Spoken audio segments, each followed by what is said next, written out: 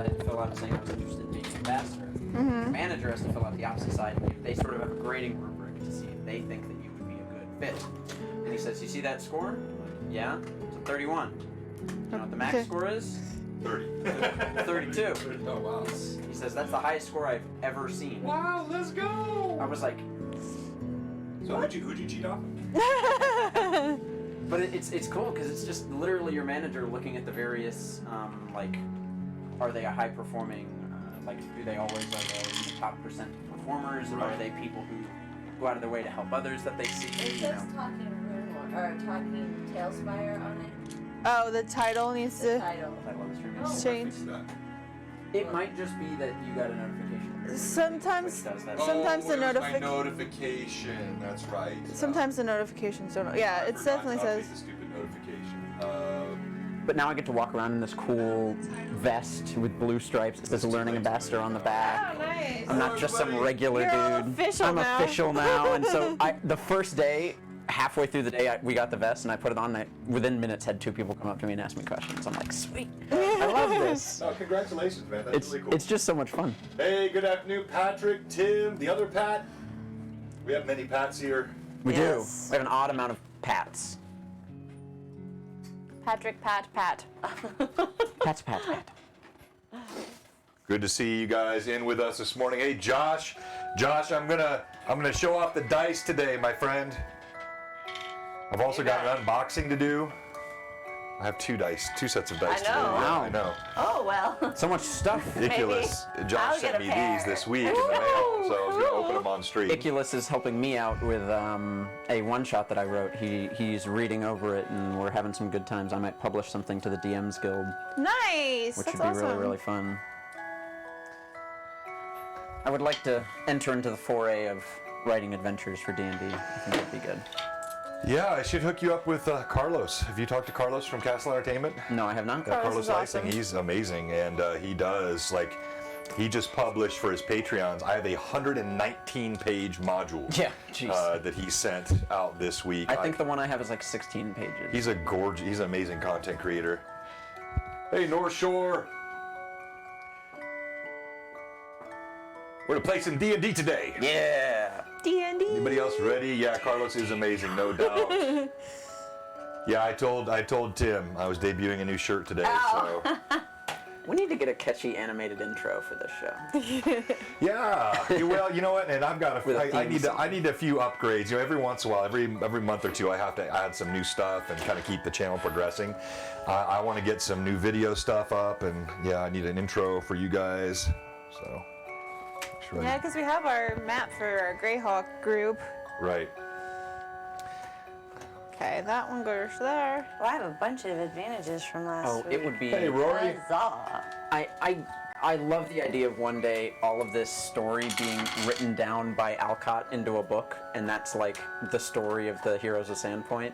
Is in That's the basically what my cleric does for That's our right. other That's what group. Marthaliel does. Because Exactly. Alcott is such a booky boy. Wait, like, so that means we got in has his journal. Greyhawk we have Ren recording everything. Alcott's recording everything here, and Marthaliel's recording everything in the other That's group. it. That's it. you always The need someone to write stories it will down. be told.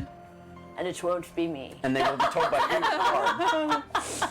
Though Cade's been dipping into the bard Cade lately. will tell all the stories, but he'll tell them only from his perspective as the victor every time. Yeah, Cade's been he dipping into defeated something. everything. That'd be awesome if Cade multiclassed into Bard. That'd be fun. Oh. We just get 2 songs that appear at the start of every combat. What would Cade play? Hey, Dave. Good to see you. Triple H. Play an instrument. The Kate just liquor breaks out jug. whenever he Just songs. feels. He's a singer. Yes, he's very off. Yeah, it's really bad, He does but it's poetry. somemew magical, and we don't know why. He does intense amounts of poetry. He just slam poetry. Yeah, that's it. Everybody, all the monsters snap. They're like, yeah, yes. All right, I don't know where this is going, but it's gone far enough. Hey, good to see you. Hey, we've got Steve Bloodwild. We haven't seen Bloodwild in a minute. Good to see you, my friend. Snaps. Kate would play the spoons. It would be the liquor jug. Come on, yeah. Everyone that he empties out Yeah, uses as a exactly. new instrument.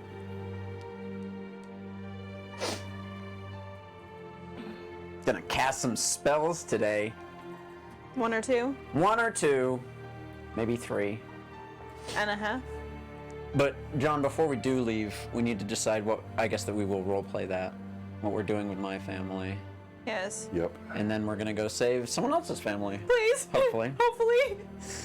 John's just gonna keep I've already. killing our family members before we can get to them to save. I have a. What else is a backstory for? Dang. I've seen a meme before. I'm just where gonna be an there's orphan every time now. There's some parents, and their kid is like, "Mom, Dad, I want to be an adventurer when they grow up," and they just look down at them like, "Oh God, honey, we need to leave. It's like Someone's gonna get to us one day." like the real life. Sometimes like guys who've been in boxing or MMA, and their kids like, no, I don't want you doing that. No.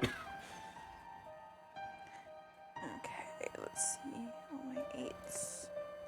Speaking of boxing and MMA, Jake Paul knockout, legit or rigged? It was rigged? No, I mean people don't are know. saying it was, but Oh, I didn't know if you knew about that. I was going to tell you Yeah, about that. I was like, yeah. what? Jake Paul, the YouTuber? Yeah, apparently.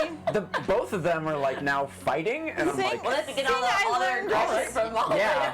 Thing I learned Hey. this morning was literally that's hey, a thing Greg, now. good to see you. Thanks It's for the what? sub. I didn't know All right. he was doing anything other Yeah. than YouTube. Steve, what did you join into? I mean, I thought they've they certainly you earned some joined hate into in the YouTube.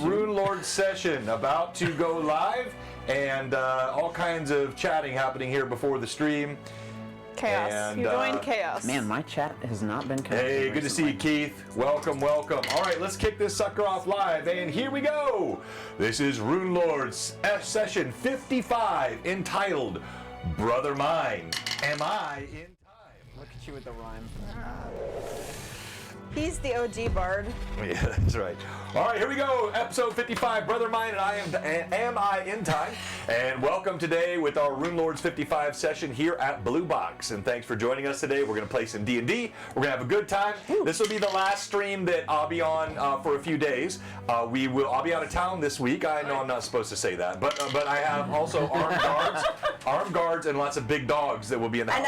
And I know how to use it. And we have weapons and guns. And my son will be here. It's All a right, small fortress. Is and basically he's what 6'8" saying. and 280. So He has automated Only machine it guns. doesn't Aussie Doodle. Yes, actually, it scares me every time. but we will have streaming this week. So on Tuesday, Josh, NPC Voices, who plays Bryn on our Tuesday night Greyhawk Awakening stream, he'll be running a one-shot right here on Blue Box. So you come on at your normal GHA time, 5 o'clock Central, and we'll kick it off live. It'll happen on the Blue Box channel, but you'll see Josh and a different crew, and they'll be running a one-shot on Tuesday night. You do not want to miss that. It's going to be a blast. And then the next thing that we have coming up after that will be the Runelords session again a week from today. So we'll be right back on normal time. And then the following week, we have back to regular GHA, and we're all that leading up to this big event, which is our Tailspire special. And we'll be talking about some Tailspire today. Thank you so much, Shane O'Mac. Good to see you. We got lots of the old school crew here. Steve and Shane, good to see you guys with us today. Thank you so much. So we have coming up on the 28th. Everybody mark your calendar. This is a very special event for Blue Box. We have the lead executives of Tailspire. Bouncy Rock is the name of the company that makes Tailspire. This fantastic tool just went live early access on Steam on the 14th. You're going to see some of it today on stream. And we have Johnny Ree, who was pretty much like the CEO. We got Chris Baggers, head of development. Jason Roy, also a VP. I think he runs most of like marketing and channel partner and development stuff. And they're going to be on with us for a solid 2-hour stream, diving into not just Tailspire. We're going to talk old school D&D. We're going to talk a tool that I fell in love with many years ago. That was not a VTT. It was a video game, and it was the best video game for creating an actual tabletop RPG feel that was ever made. And so if you want to know what that is, and you want to talk to some really cool people, mark your calendar, tell your friends, get your grandma, drag some neighborhood kids in from the street. Everybody needs to be on this one on the 28th at 5 o'clock. And then Jay Scott, Lord Gazumba, he's helping me promote this because he's also got a huge crew, some all-star guests that he's signing up for right after that. So it's 7 o'clock Central. Central, all raid right into Jay. So you're going to get an amazing doubleheader on the 28th. Just don't make any other plans if you have other plans. If you told people you're going to a wedding, just tell them sorry. You want to be here for this on the 28th. All right, now. Oh yeah, you guys are cheating. You're already kind of guessing. What are we deleting there? Spammer. Okay, no spam, please. We do not want free followers. Shirt. Or paid for followers, yes. All right, so couple little things to show here. One, the DM has a new shirt on today, which if you can't see it here, let me. I'm gonna steal your camera here for a second, guys. Okay. And so get it real says, close. Well, that's real close. Yeah, You're going to have to back it up. I'll get it. Okay, don't blame me. They call me Tim, made me do it. Don't blame me. That is really specific. They I didn't call see me the bottom. Tim, made me do it. Is he in the chat? Yeah, he is. Good. He's always here. Yeah, Tim's almost Influence. always Tim on. likes to watch us suffer. Yeah, He does, he you does. know how you do. You like that, Tim? I thought you would like that. Sure. And I need to give you this for Tuesday. Oh, yes. Okay. Beautiful. You don't like the one I've been using? I mean, I like it, but I painted that one. All right, so a It's not couple of her. things real quick here. I have 2 unboxings to do. First of all, I need to say thank you. This is not an unboxing, but I have some of these amazing, not Destiny dice, what are they called? They're Dispel. Dispel dice. And this is the, what was this set called? Dragon Heart. The Dragon Heart Dispel dice. These were given to me an early birthday present by Matt, who is Evelyn's husband, also played in my Lord of the Rings campaign, and also is the, I don't know if Kayla's on, but Time Lord's wife. They are the huge Doctor Who fans, and sometime we'll have Evelyn tell that story on stream if she's open to it. Now, I have this unboxing. This is a set of dice I got from Josh. He's Iculus in the chat. He actually sent me 2 things this week. So one thing he sent me, I'll show you in a second. Ouch, Pat. What Pat You say? just gave me Oh, the let's advantage. go, I made the Pat. Thank you.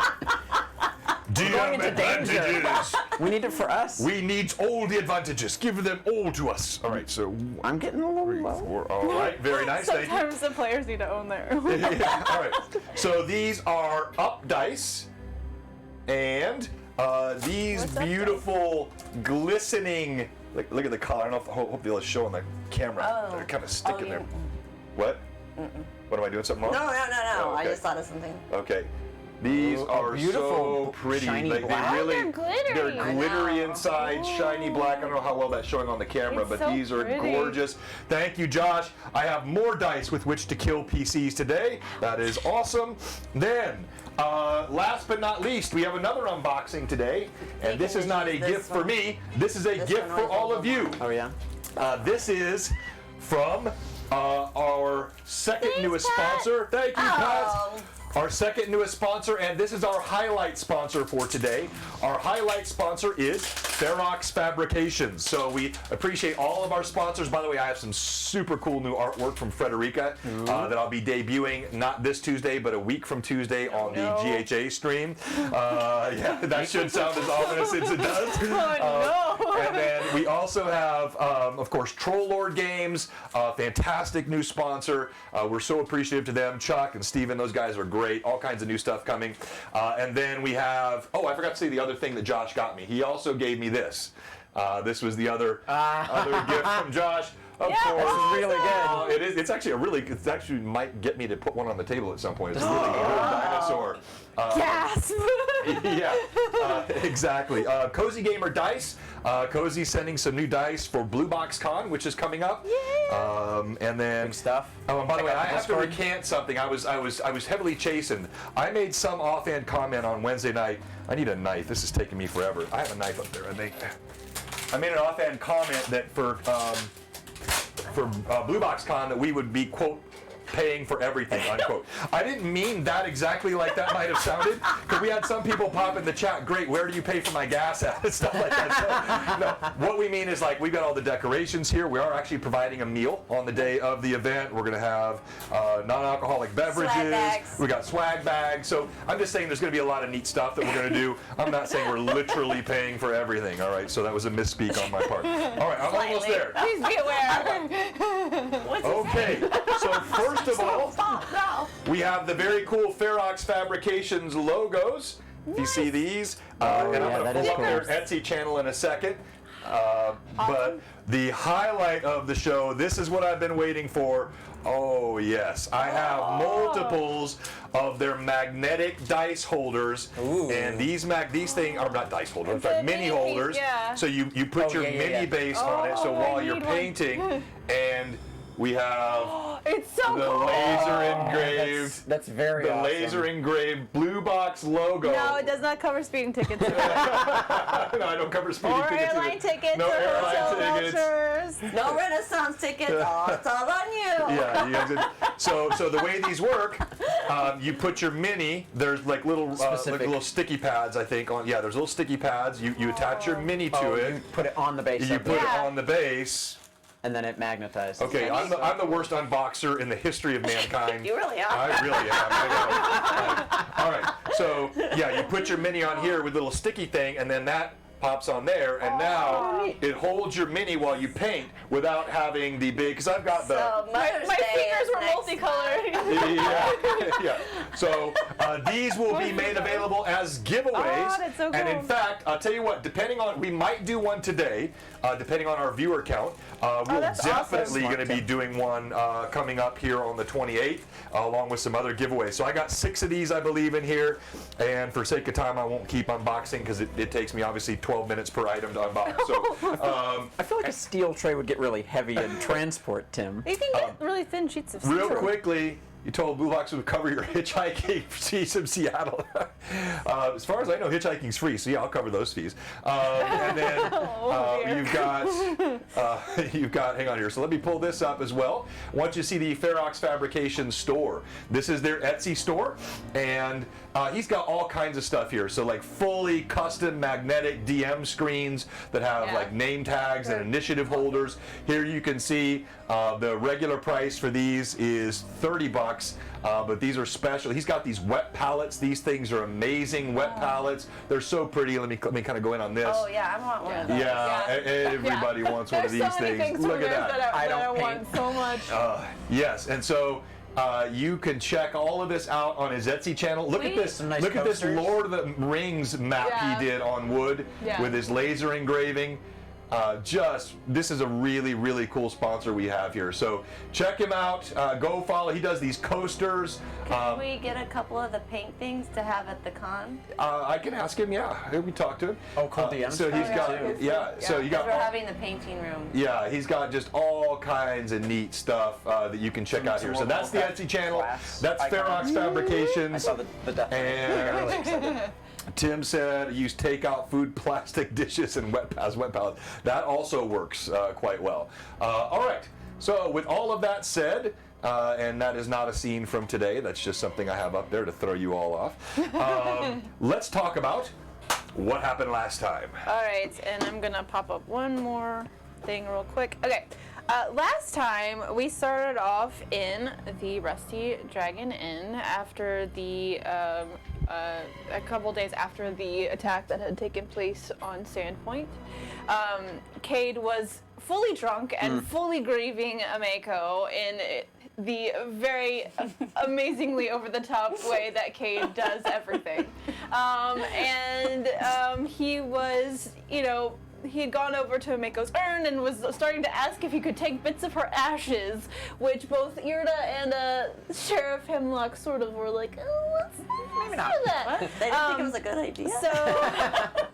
So at that point, it was actually revealed that Cade had inherited, through Ameko's will, the Rusty Dragon Inn, which of course led Cade to much jubilation amidst a scene of grief, which seemed slightly slightly inappropriate, so he resumed back into his grieving ways. But now Cade specializes in the slightly inappropriate, doesn't he? he has now regained access to the head of Malfeshnakor as well as his second tavern, along with the Pickled Pirate back in Fort Frost.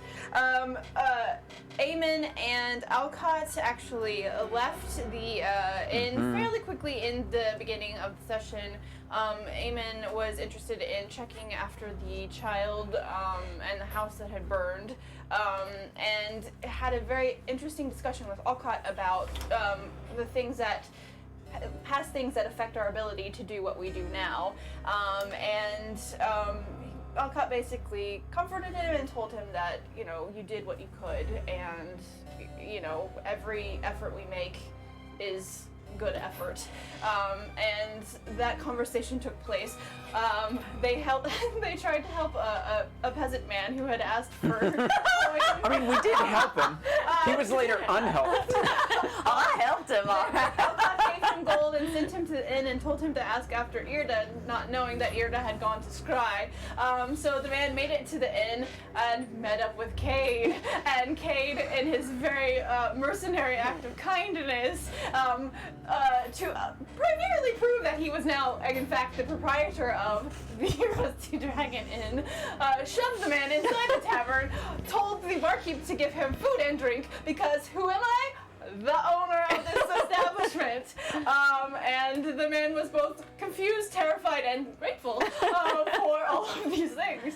Irda, meanwhile, was scrying to find the location of her twin brother, who is one of the 3 remaining siblings that she had been looking for. She has located him roughly, and has now begged aid from the rest of the party in locating and hopefully rescuing him. So she met back up with Cade. The 2 of them joined up with Alcott and Eamon. Alcott gave a speech to the people in Sandpoint, trying to kind of bolster them after all that's happened, and said that the party would protect them, and then stone-shaped the statue to take away Ixen's visage and added Eamon and Alcott actually to the statue. So now the statue is the 5 heroes of Sandpoint, with Solomon, Cade, and Irda being there previously, and now Alcott and Eamon being part of that statue as well. After that was done, the party resumed to the inn. Irda explained her predicament and begged help, which she does not do very often. But she did beg help, and Alcott said, well, thankfully I have 2 teleport spells ready today, so let's go see my mom and sister first, and then we can check on your brother, which we immediately did after Cade said it was okay to teleport inside his tavern. And so the party, there was a little bit more discussion that took place, but basically very quickly Checked on Shalelu before we left. Yeah, we checked on Shalelu, reassured her that she had done everything she could to help, and then the party teleported to the Devereaux Manor, where we were brought inside by a servant woman named Patsy, who took us to Lady Devereaux, who was seated inside the dining hall and was very distraught and weeping. And Alcott's younger sister had actually been upstairs to bed. Alcott and his mother exchanged some words. She was grief-stricken by the death of her husband, and Roderick, Alcott's brother. Basically we found out the nature of the direness of their current situation, being that they owe 150,000 gold pieces to the brothers 7, we assume by the signature B7 that was at the bottom of the letter that she had received. Once Alcott had a conversation a little bit ways with her, with Cade's interjections quite frequently. During that conversation, Alcott asked the party to leave the dining hall so that he could speak with her privately. Words were exchanged. He reassured her that he would do what he needed to do, and then actually sent her up to speak with his sister. And then Alcott gave the kind of history of his family and how they had become one of the founders of Sandpoint, and explained quite a bit, and actually pointed to the cabin that was outside the main home, showing us that it was actually the cabin that he uses when he creates his safe shelter. They shared some food. Irda's stressed about her brother, but a little bit more conversation goes past. Alcott runs upstairs, goes to see his sister and his mother. His sister is very excited to see Alcott, and she basically comes back downstairs with Alcott, and that is roughly where we ended last time. Well,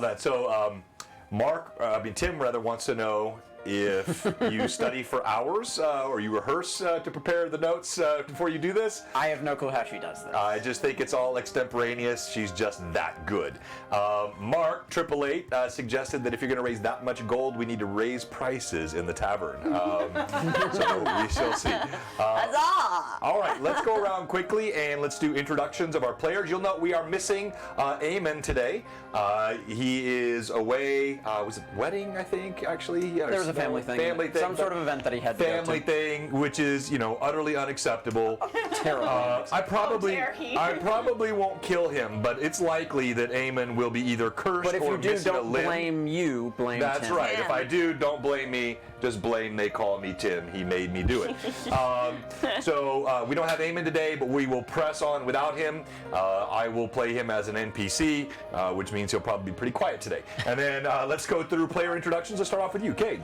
Huzzah! I'm Captain Cade, Cardinal of the High Seas. Haven't been on my ship in a while, but that's that. I'm a level 10 now. Swashbuckler. I now am the proprietor of 2 taverns. Thank you very much. Lots of rum to go around for votes. I like gold, witches, and rum. And that could change anytime. All right. Next. No, that it won't change. The order could change. Anytime. Oh, the order could the change. subjects You are know. consistent. Yes. Extremely consistent. Let's go to Alcott. Alcott Devereaux, Wizard Extraordinaire, recently hit level 10. And actually, I had a quick question for you. Yes. You told us how many days ago did the threat with the pony head appear on the front step of my parents' Oh, I'd say was it 2 days or 3 days? think you might have said meant. 2 or 3. Yeah, It was 2 or 3 3 days. days because it was the day prior to the Yes. attack on Okay. That's right. Sandpoint. Yep. I just didn't have that in my notes, Yeah. and the amount of days is important. And it's Yes. a fortnight until they Yes, pay. so it's actually now 11 days from when the note was left, because if it was a Correct. fortnight, it would be That's right. 3 off. That's Yeah. right. That's right. All right. That's me. Hello, I am Ida Leandru. I am in Asamar. I am level 11, but I am a level 8 Skald, level 3 Paladin of Sarenrae. I am currently focused on trying to rescue my twin brother, who looks like he's on the verge of death, and that's really not ideal. I've already had one sibling die. I don't want to have that happen again. So yes, that's me. All right. Well done. And so Ren Reb said he's already got his rum. He's ready to go. Watch some Blue Box today. So you inspired a whole generation of alcoholism, Kate.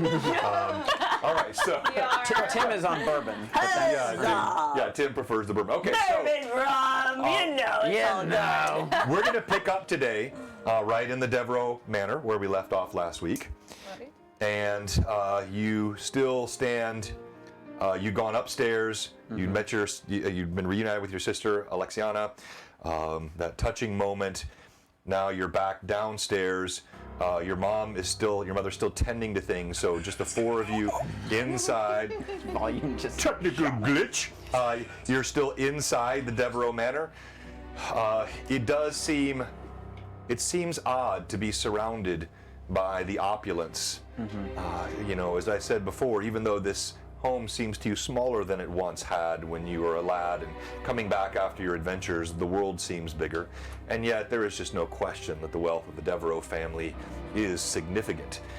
Sitting just miles away from the devastation of Sandpoint, where buildings lie in ruin, where bodies are crumpled, where people lie in infirmaries and suffer, many no doubt struggling, it is hard not to feel a sense of, not guilt, but just a juxtaposition of the opulence of the Devereaux Manor. You stand, just the four of you now, with Eamon there with you, alone inside the manor, and with that, we will begin episode 55, Brother Mine, Am I in Time? Cade, Huzzah. are there rooms above the tavern? Yes, there are. Huzzah! Of course there are. There are My- 12 of them. Oh, good. My thinking was to send my mother and sister to one of those rooms in town, have them hide as they go through the town so that no one knows they're there. At the very least, if someone comes to check up on them here, they wouldn't find them. That is a good idea. I know that there are at least a few very nice rooms in the tavern. So. Thank you for Ah, that. your sister and mother are always welcome. Mother, She's actually not in the room right now. She's you Lexi's here, right? Though? Yeah, oh, no, 'cause yeah, you she brought came her down with you, yeah. Right. Lexi, go find Mother and tell her to start packing a bag for the night. We're going to go on a little trip, all right? She gets excited, she jostles up and down. Where are we going? We're going to go into town. Going to go visit some friends. Huzzah! You're gonna stay at my place. Uh-oh. She recoils from Cade. I do a little jig.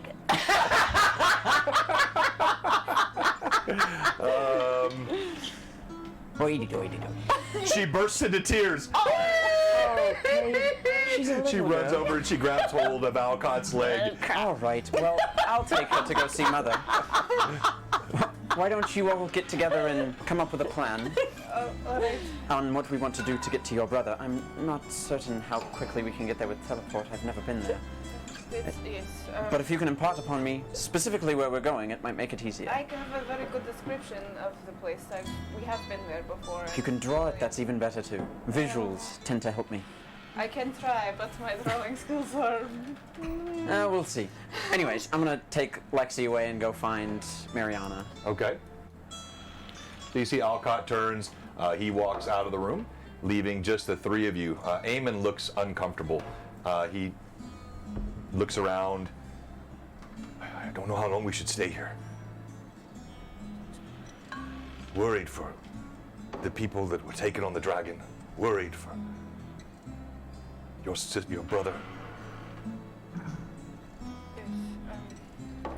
We should go quickly, but I think that given Olcott's understanding of the nature of the time that we have, we'll get them ready to go quickly. I hope that everything can be done expediently. He nods. Just dropped my mouth, sorry. All right, in moments, Alcott comes back in, and Alcott, you return with your mother. She walks back in. You're sure it's wise for us to leave? We have guards here. Mother, but they will not stand a chance against these men. I can guarantee that. Look at what happened to father. Any of it. At the very least, in the tavern, you will have the sheriff there and distance between this house where they believe you to be and safety. Ma'am, We you're have to always get- welcome at me place of establishment. Place of establishment. Surprisingly, she actually reacts well to this. She looks over at you. Well, I'm winning them over. He's a bit rough around the edges, but rather charming, isn't he? It's troubling, honestly. He throws us. It takes time.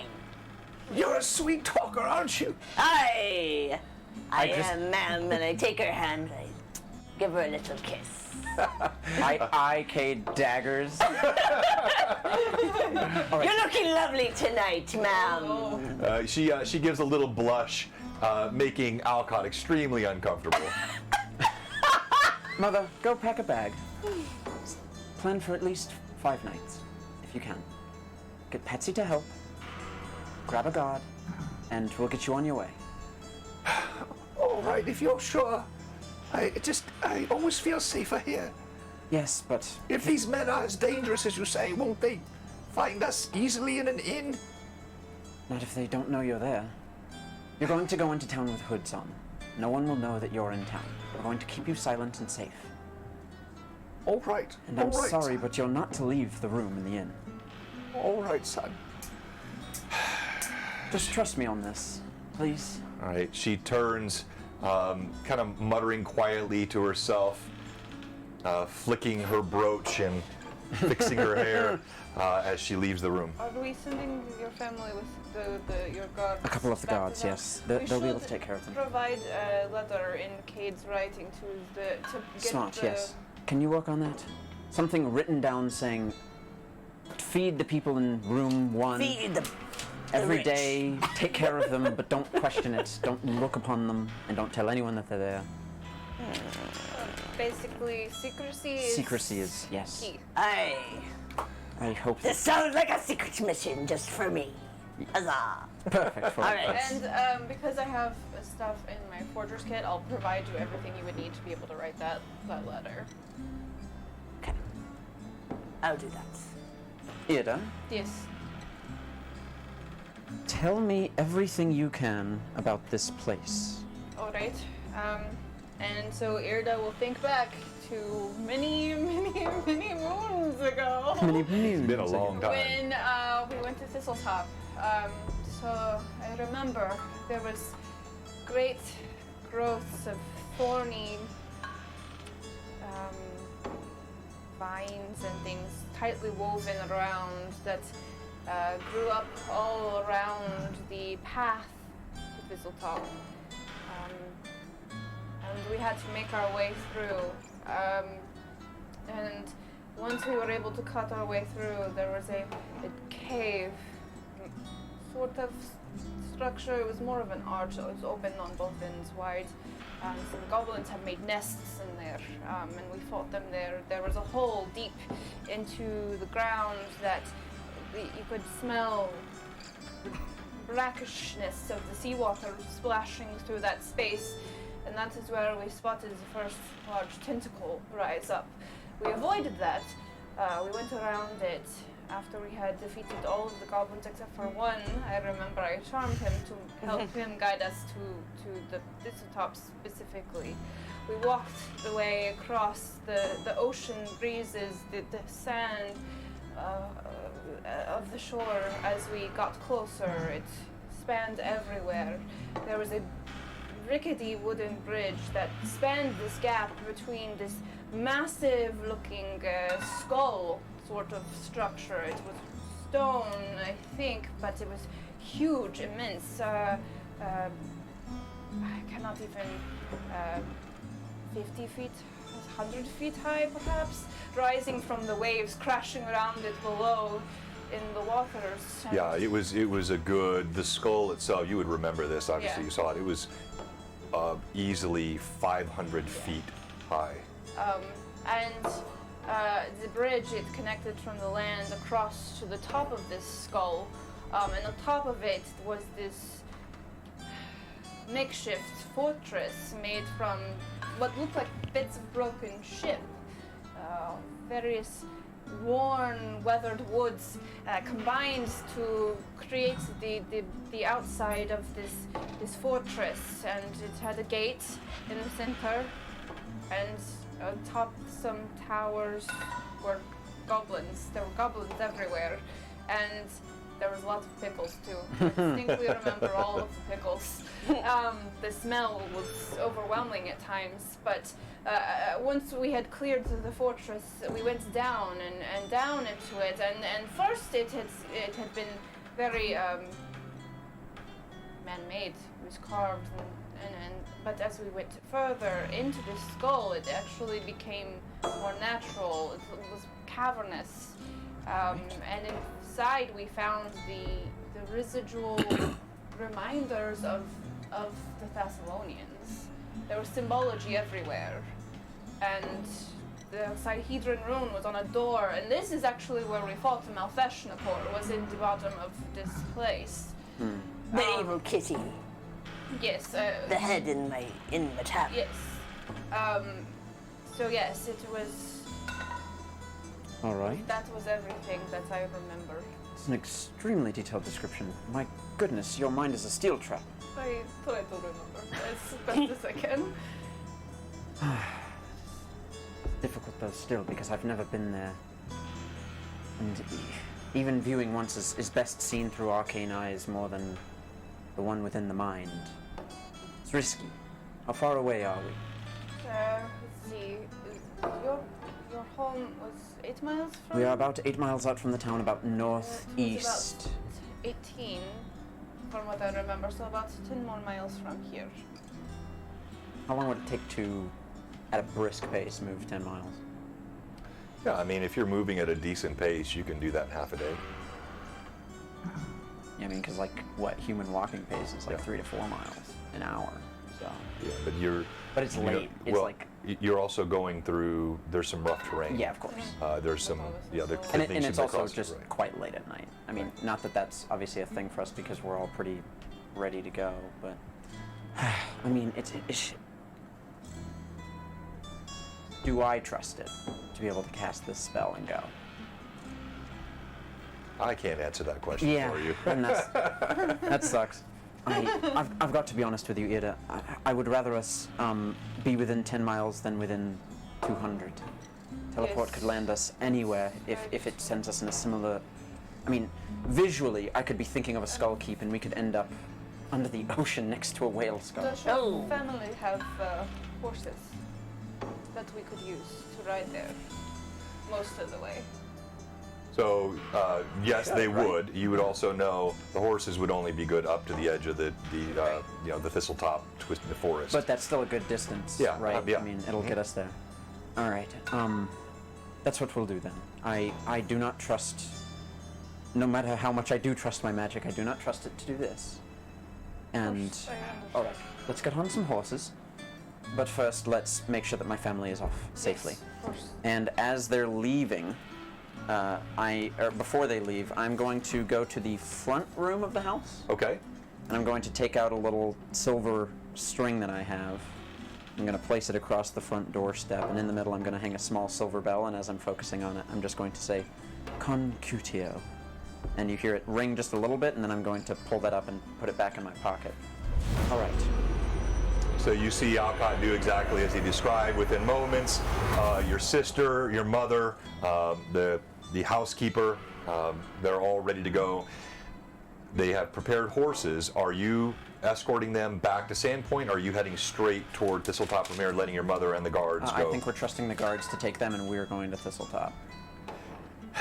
You seem like you're about dangerous business, son. Be careful. I don't like all that's going on around here anymore, and with your father gone, and your brother gone. You are the man of the house now. You know this means you are now part of the ruling family of Sandpoint. Yes. And with that knowledge, I will be as safe as I can. I do not wish to perish, Mother. And you won't see that today. Trust me. We'll keep him safe. Every time he said trust me as a child, something bad happened. Ah, yes. She isn't wrong. Okay, do you have that letter for them? I do.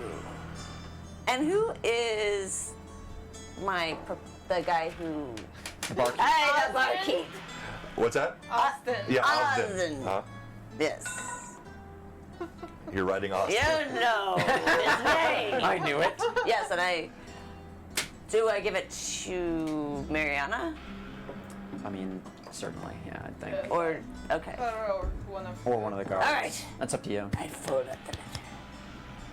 Oh, yeah, a love note for me. Oh dear. Well, Mother. you're making me blush, ma'am. Ma'am, you must give this to the barkeep. Oh, no, I don't speak to such men. I'm a gentle lady. Do you want to live? Kate, just give it to a guard. Give it to a Her guard. eyes go wide. She steps back. Mother, he's only exaggerating. Kate. Hey, this is very important. It's okay. Here. Tell him it's from Cade. And Do I have anything to give with it? I should give something with it. A token of what you have. Man, take off my necklace. Good, splash it with some rum. Splash it with some rum. Oh, really? No. Now give him my necklace with this letter and tell him it's very important. You splashed it with rum? Share a little Just in the corner. A little dabby do in the corner.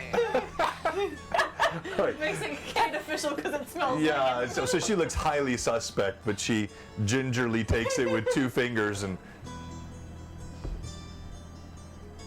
she hands it to her manservant. I like to kiss your hand again. Goodbye. I'm afraid those hands have touched rum. I will not be touched by rum-soaked hands. You already did, ma'am. I already kissed your hand. I'd like to wish you farewell.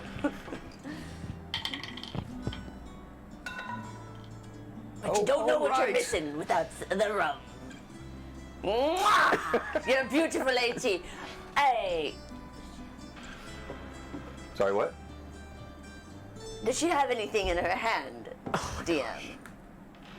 Yeah, you see she's fiddling with her brooch. May I see that? Just let me see it before you leave. Oh, no. This, I'm so told you, curious. This was the Kate, last thing. Curiosity killed the My- pirate. Kate, come here. The last thing my husband gave me before he died. Cade, listen to me. And I pull him aside a little bit. If my mother has that brooch, I can very easily track where she is, just in case she gets lost. I just want to see it. That's fine. You don't need to. We can, I can if I want to. we can see it when we get back. Yes, how about that? Time is of the essence. Hey, you have an unpredictable player when you have your fans saying things like Pat did. Cade, don't do anything till I get my headset on. You just never know what's going to come out of Cade's mouth, and you don't want to miss it. All right, so All right, and we send them off.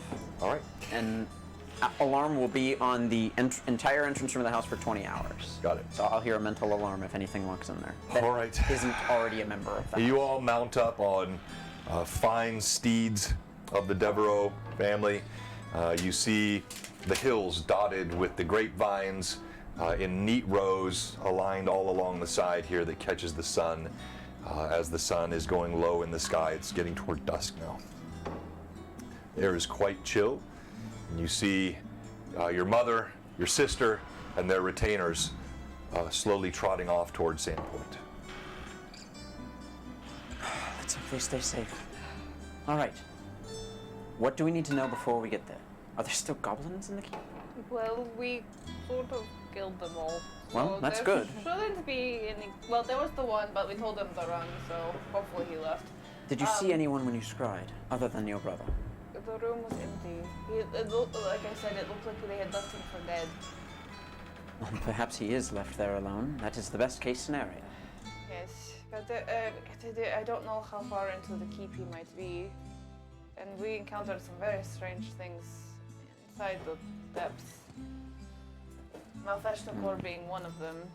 And there was also that strange creature from I don't know where. He licked me. I did not like that very much. Who would? What do you mean by that? He was this strange. He did not seem of this world.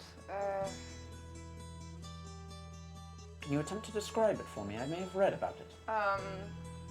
I don't remember the exact description, but it was a Githyanki. She's going to describe what a Githyanki sounds like. Evelyn doesn't remember something. Well, I don't remember the exact picture that was used, so Okay. I don't remember exactly what he specifically looked like, but he was a Githyanki, so she's just going to describe. Do I know anything about those creatures? Go ahead and roll knowledge. Let's do planes. That's fun. I'm well versed in that. I'm going to use advantage, because why not? 22. No, you've heard of such creatures, but they were nothing of your studies. No great detail learned. All right. Well, it sounds like there's some complex stuff in there. Yes. You kind of got in, got out. Or did you clear the whole thing?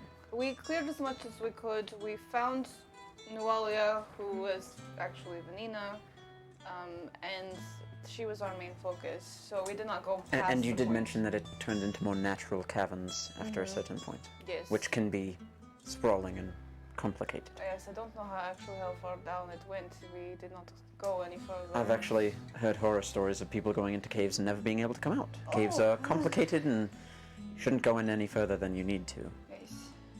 No, Which sounds like the job.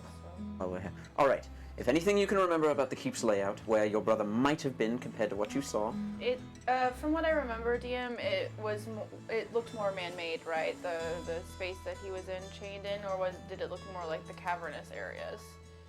It was definitely not cavernous. Okay. It was a stone style, square cut stone, but you would remember it also didn't look like the surface that you saw inside the skull. It was similar but not identical. So she'll relay that. So it was similar to what we saw inside the skull, but not quite the same. So he's somewhere within the keep proper, nowhere you've seen before. Correct, and there's probably places we did not see. We were a little focused. Yes. And so again, where'd you get the word keep from? I want to make sure. Well, Thistletop isn't. I thought you guys said it was called Thistletop Keep. No. Okay. So Thistletop is a forested area. Atop, it's a very densely, and you would know this. This is not far from your home. Densely populated forest with a lot of spiky undergrowth. Okay. So thistles that cover it everywhere. There is an ancient Thessalonian artifact, which is this massive skull, which has fallen off the side of this cliff and rests on the shore there. What you saw when you scried, I simply described as being close or in that area of Thistletop. Okay, so we actually, all right, okay. So you So it's not even necessarily in this place where they fought the goblins. It's just Not somewhere near. necessarily. All right, okay. But it's similar. All right. Well, let's get there, and then we can start searching when we get close. Yes. Okay. All right. Anybody doing anything else before you set off? Irda actually will, before she'll say a quiet prayer, just kind of in her head, over Alcott's family and their guards, just to ask Serenite to watch over them and to protect their path on their way to Sandpoint, as well as watch over them while they're there. Did we get any food? We ate. Yeah, we ate like a full meal. We're gonna get hungry. I need extra snacks. You want a little to-go container of ham? Cade's doggy bag. Well, there's Second breakfast, lunch, snack. There's already an alarm around the building. Second so snack. Oh dear. Well, it's fine. I mean, but don't worry. You'll be fine. No. I go in. you see Alcott Irda wince as this alarm screams in your head. Cade goes in and raids the larders. You never get used to it. He comes out, he's got arms full of food, he's got a jug of what looks like some kind of ale that was up in the larder somewhere, loaves, he's got a huge chunk of mutton. Patsy was always the best baker. You do have the best Throw it food over here. your horse. We need to get I moving. will, and I put it on the horse. All right, so you load up from Devereaux Manor, and in moments you are off. As I said, the sun does hang low in the sky, and so we're going to kill this music here, and as it gets darker, the horses saunter on. The sun is red, casts a crimson glow over the land. It's grassy area here, very familiar to you outside your home. You see Alcott occasionally looking around. You spot places that you played and hid as a child. You remember places where you tussled and your father took you fishing, where you and Roderick had hidden away and spent the night. And it is difficult for you as you move along not to allow the emotion to catch you as you think of how much your family has lost. The horses saunter on, uncaring beneath you.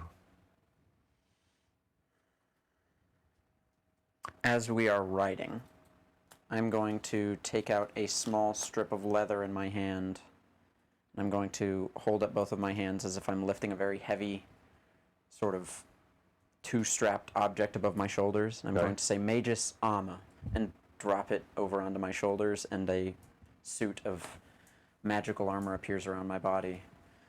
At the very least, we will be safe, and that's when we're getting kind of closer to Thistletop proper. Okay. All right. As you continue to move along, you get toward the edge of Thistletop right as night is falling. So it's not difficult to reach, and the horses can go no further. Alright, so this is where we actually had to leave our horses behind last time. See. Did they get killed? No. Was the that? horses, No. the Oh. horses.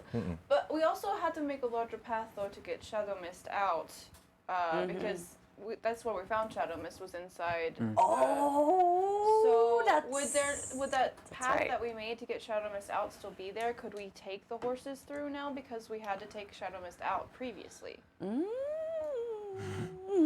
So that has been. Or did we ride around? the Yeah, you coast? went. No, yeah, you went around, Okay. and that's also been several months. Now, if you want to take the time, you can hack out and make your way through, but it will slow you down quite a course. bit.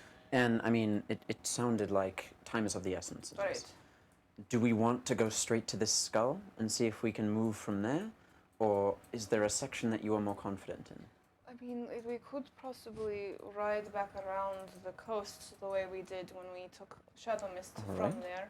And since it may not be in the skull proper, perhaps we can look for anything else along the way. Some That's- clues? Yes. Yes, So I think that might be the wisest choice to do. quite possibly.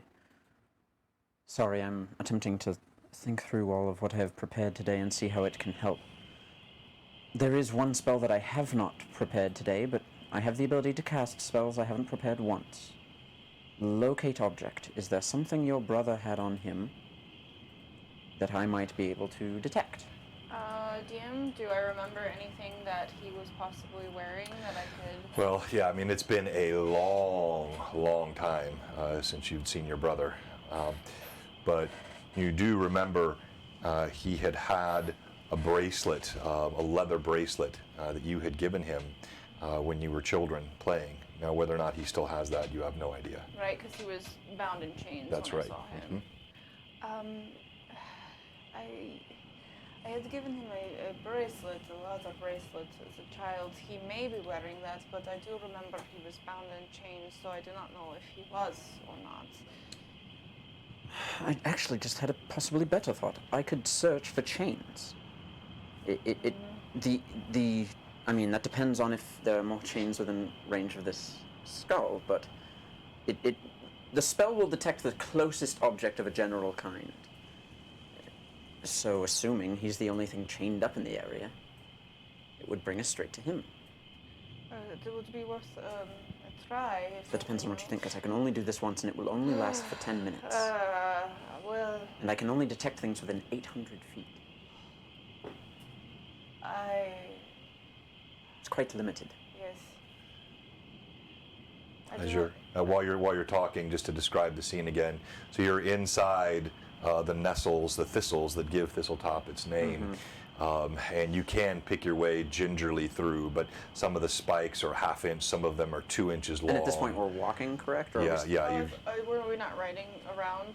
I thought we had decided to take the shoreline like we had done. So you can, but you don't know Yes. where you're My going. thought was we get up to the edge of the thistles, and Okay. can we look for tracks? Any movement, anything that has come through this area recently? I know that is complicated, but there's a road that comes up to here, right? Or at least some sort of general path that comes from Sandpoint up. Yeah, up to this edge, yeah, but like there's no path through the... No, but maybe we could see like where they might have entered, or if someone has been through here recently. Runred says my mic sounds low. I'm guessing it's just What would it volume you're take for speaking with, that? but let me double check here. Everything is on. Let me crank up your volume to the max. All right. Maximum. Maximum volume. Now you just yell into the mic. All right, so quickly for our viewers, just because they may not recognize these minis, and we still have limited minis inside the tool. They're going to expand it.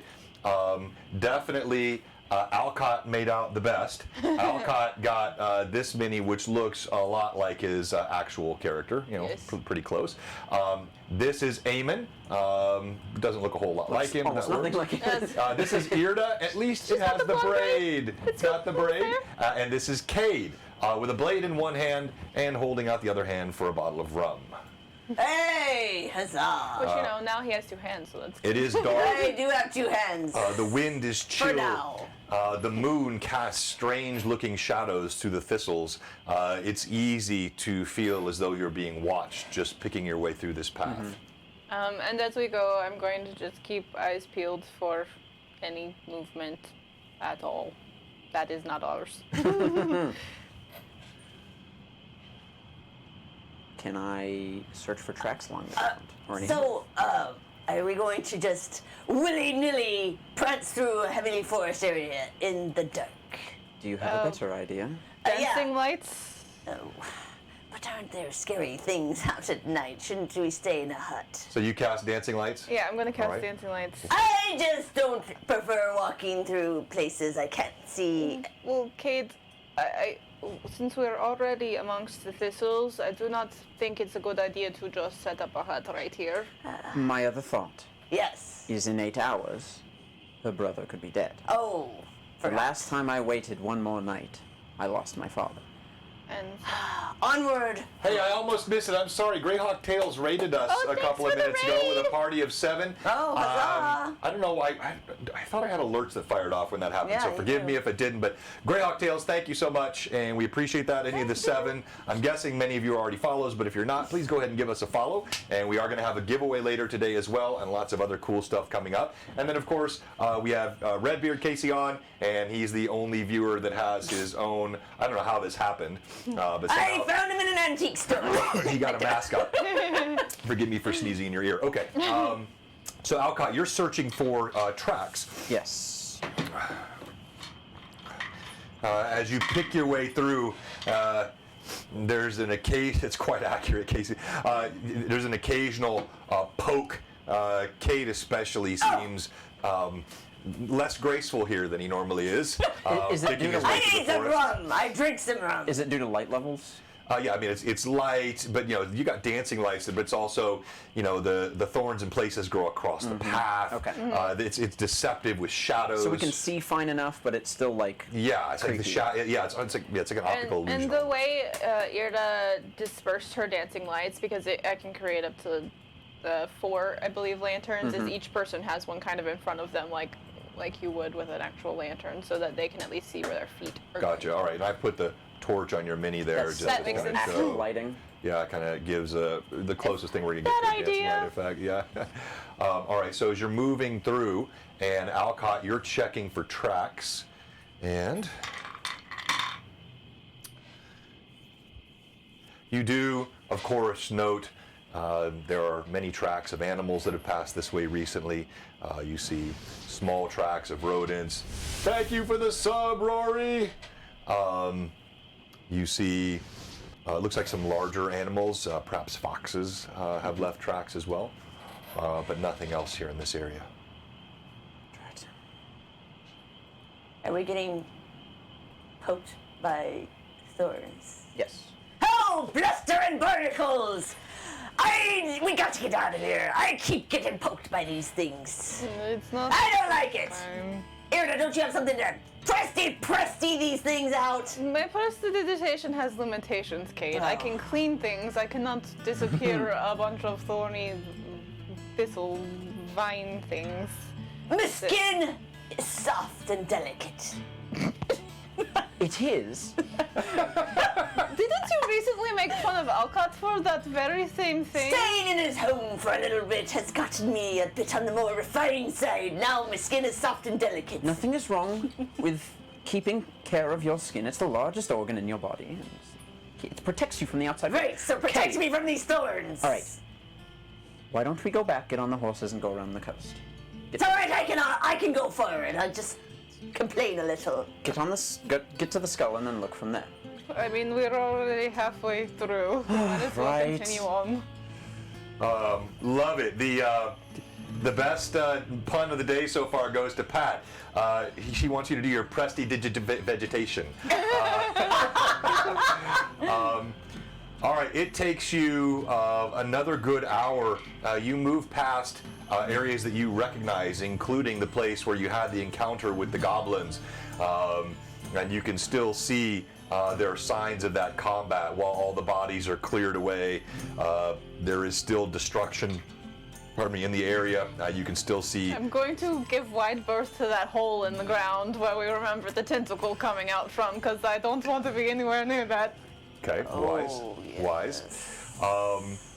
And soon, if the moon is high in the sky now, directly overhead, and you stand at the edge of the shore, and you can see this monstrous skull that lay in the sand, but it's so high, it's almost level with this bridge that connects here to the cliff, exactly as she described. And the cliff is 100 feet, you said? No, it's 500. 500 feet. 500 feet? Yeah, it's massive. And you can see the twisted forest continues, and there's a pretty hefty rise off to your right where it goes up to kind of a rocky mountaintop. How far away does the mountaintop feel? You're looking just a couple of miles. It's not huge. Can I look around and see if I spot any other actual, Even just sources of fabricated light? structures? Yeah. Since Sure. the moon's high in the sky now, with a little better light, now cast that some we're clear shadows. from the forested area as much as possible, I want to see if I can spot anything else that looks like it was built by people. As you look around the area, you pan left, you pan right. No, you don't see anything else here. You see clear signs here of goblin tracks, though. Some are more recent. No. Well, I'm not spotting anything else. Apparently our cam's out of sync again. But I'm not spotting anything else that could be what we're looking for. I know it's been a while since you've seen your brother. Do you have any idea why he... I know it's related to these brothers 7, correct? I don't know. That's I was the just only wondering thing. if goblins could be involved. I mean, they might. I mean, it's possible. He was taken by a strange man when we were children, along with 3 of my other siblings, one of whom has died. But I don't know why he was taken. I don't know who that man was. And I don't know. Yes. I don't know anything else. How far away is the skull from us right now? The bridge is like 75 feet, so you're right at the edge of the bridge. Well, this is where I arm wrestled Solomon. That's right. This is where you embarrass Solomon. Huzzah! Cade, as you have moved over to the bushes while they're talking to relieve yourself after quite a bit of rum consumption, nice passive perception check here, nat 20 on it. You see something that looks out of place, something small and white that looks like it's in a tree or attached to the tree about 50 yards off to your right.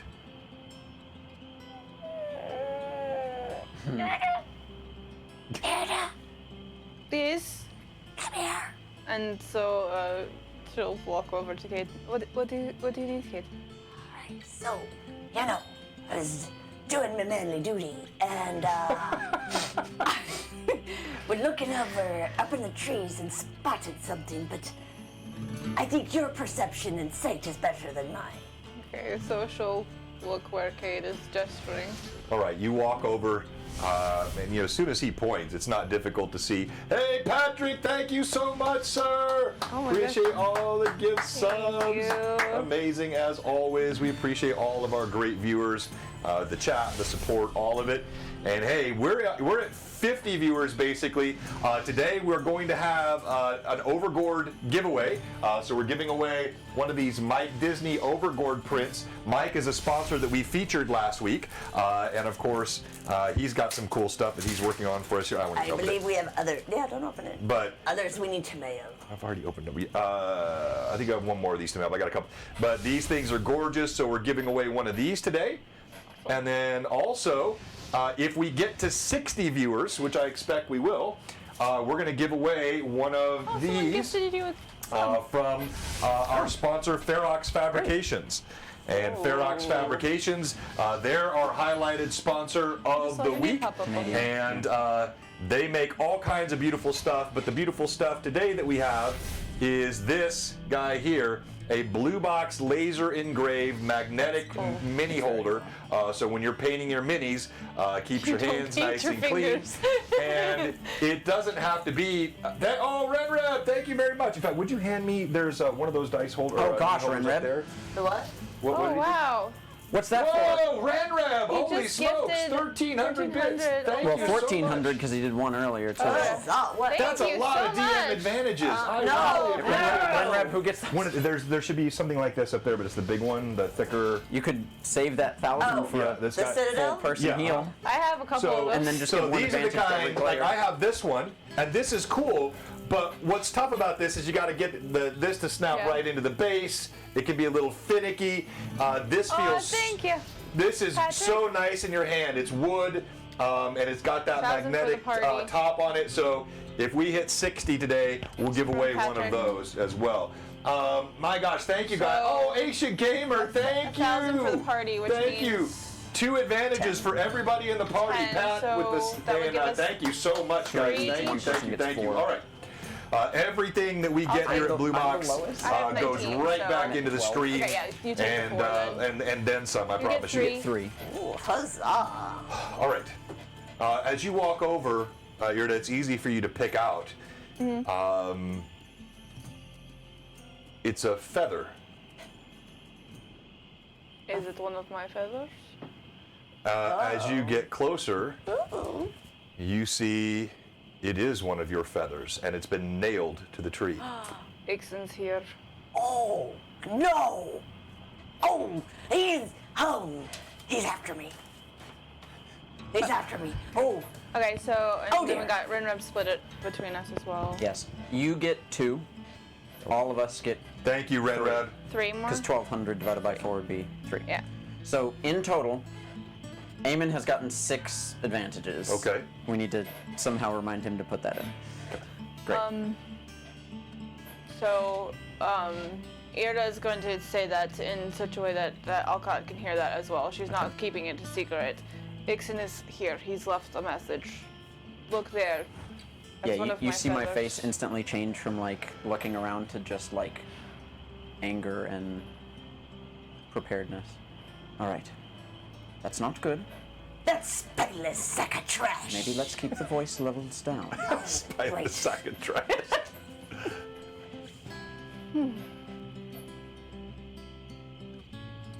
Alright, I'll keep my voice level down. Well done, kid. How far away is the feather from us? You said 50 yards? Yeah, she's she's walked up to it now, but yeah. Can you go in front of me? Of course. Because you're significantly hardier than I am. And we're going to walk toward the feather very slowly because I'm imagining this is one of those breadcrumb trails he's set up for us. So Irda's gonna go ahead, just to be prepared. She's going to pull her axe and her shield at the ready, just in case. She's holding both. And I'm casting Detect Magic as we walk toward it. All right, so who's going second? Yurda's in front. I'm second. All right, Alcott is second. It's an Alcott sandwich. All right, and so are you going third, So- Cade? Eamon is at the So back. Eamon's in the back. And Eamon's in the back. That makes sense. He's also the other. He's good melee. He can keep track of our. Oh, he Okay. can protect me. All right, you have your marching order there.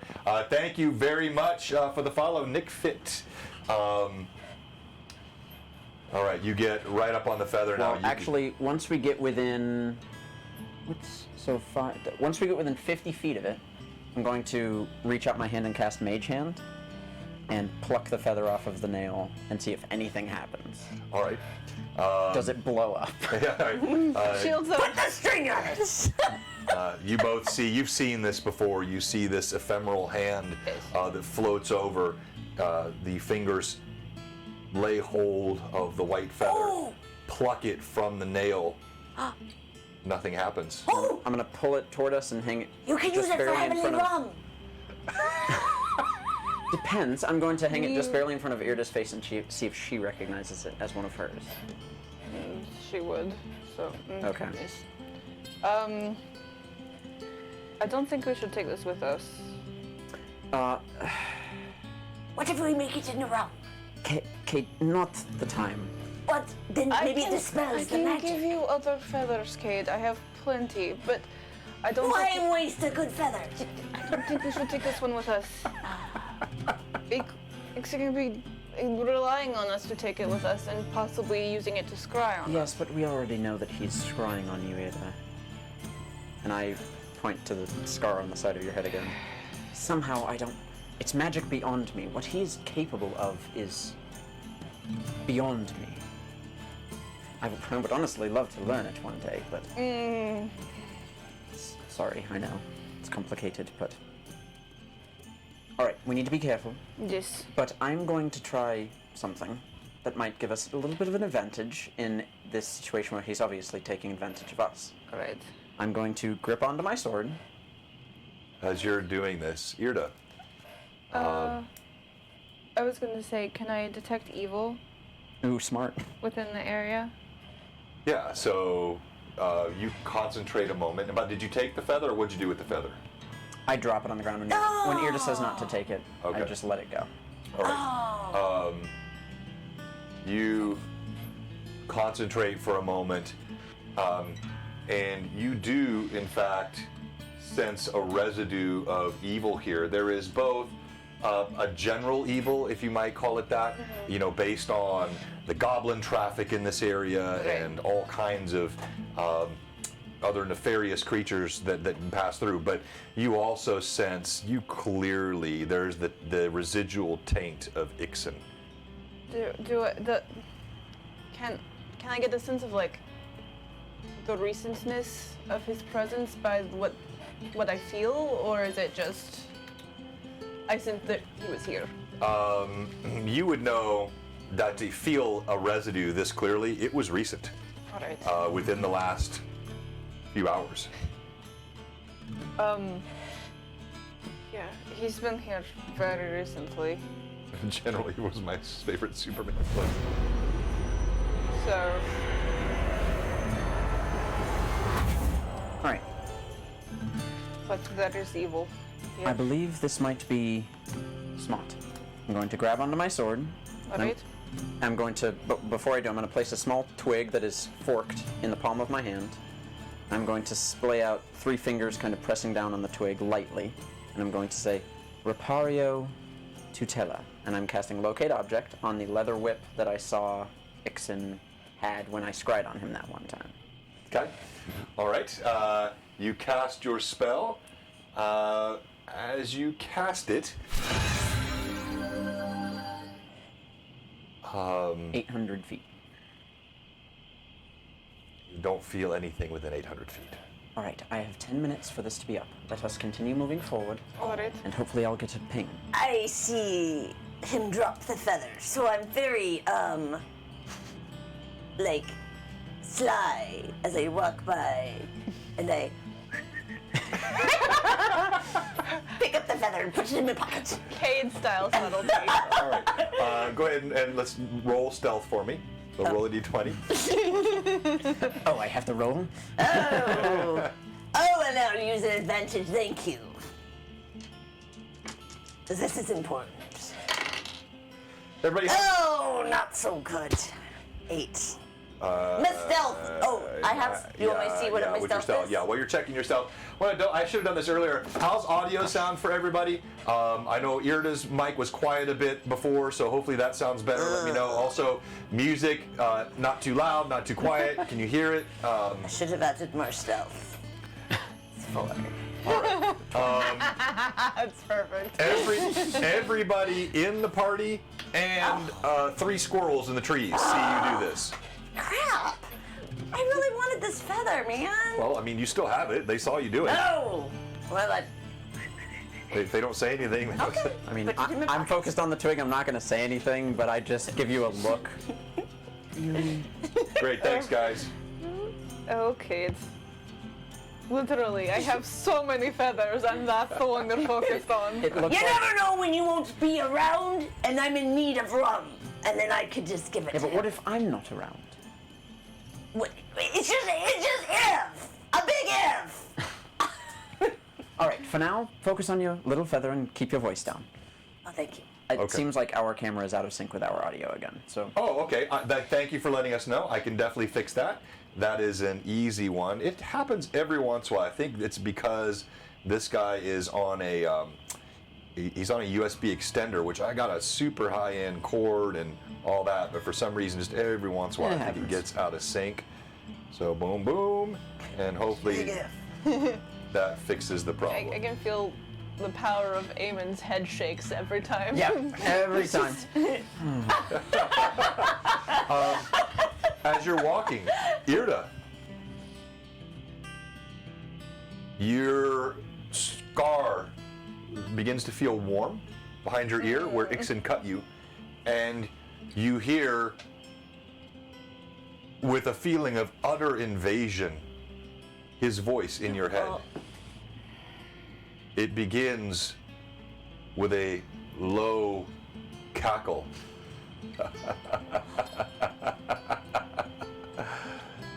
Don't be long. He won't last much longer. And then you hear, and then the voice is gone. You all right, Ida? He has. He's with. It's all right. Calm down. Calm down. We'll find him. We're not going to lose another one today. Ixen will not continue to do this.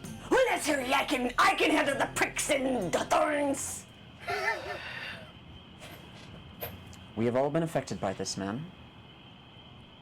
I'm with you, Irda. Let's go. It ends here today. Channel that energy. We will find him. I'll defend with you. Let's go. No time for tears. Let's go. It's all right. And she's just focused. All right. Irda collects herself, and you begin to pick your way further. You continue, Alcott, to reach out with the tendrils of your magic, searching for any sense of this item that you're attuned to. Your forked stick out before you. Magic's weird. Eamon mutters, "Yeah, sorry if I hit anybody with a jump scene there. Just making sure everybody's awake out there in Yeah. Santa." So you as you're moving, you don't see or feel any sense of connection there.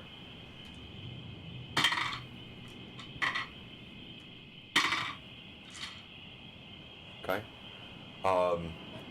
Irda, as you're leading ahead, you come, and as you're looking up ahead, it looks like there's something else in a tree. This time, as you look at it, it's not white, but it looks like it's something nailed to this tree up here. I don't remember how long dancing lights last. Let's see, 1 minute. Cantrip? 1 minute duration. So I'll cast it again and send the light closer just so I can get a better look at what it is without going right up to it. You're still a good bit away. It's tough to tell, but it looks like it's flesh colored. Alright, so I'll keep moving forward, but keeping distance so I can better make out what it might be. All right. You all, you don't know what she's seeing, but you all notice Irda gets very focused, and she moves up toward this tree. As you get there, you can see it's a big toe that's been nailed to the tree. Ida, please be careful. Yes, I'm not touching anything. Don't know where this came from, but it's a toe.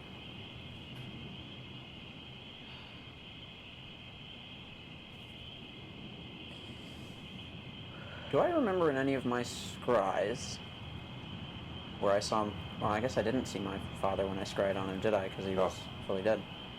And the thing in the newsletter was a drawn picture of his... Correct. Was he missing any toes? Not in the picture, Okay. but I mean, it was difficult to tell. Completely He'd flayed. been completely flayed, Yeah. so, skin was ripped away from his body. Just a thought I had. Yeah. I feel like Ixon's taunting me, He is absolutely taunting us. and I have a feeling this could belong to my brother. I have a feeling that we're playing right into his hand. Every moment, every step we take walking further Vixen forward, the Vixen. he's a planner. Oh, I know. He knew exactly what to do when we entered Magnamar, and he knew that you would be the only one at the blacksmith. I know. Are we sure we want to continue on this path? It needs to be stopped. Of course, but perhaps there is a smarter way to do it. I know. If anybody would understand, you would understand. I do. He is the other half of my soul. When I lost my brother,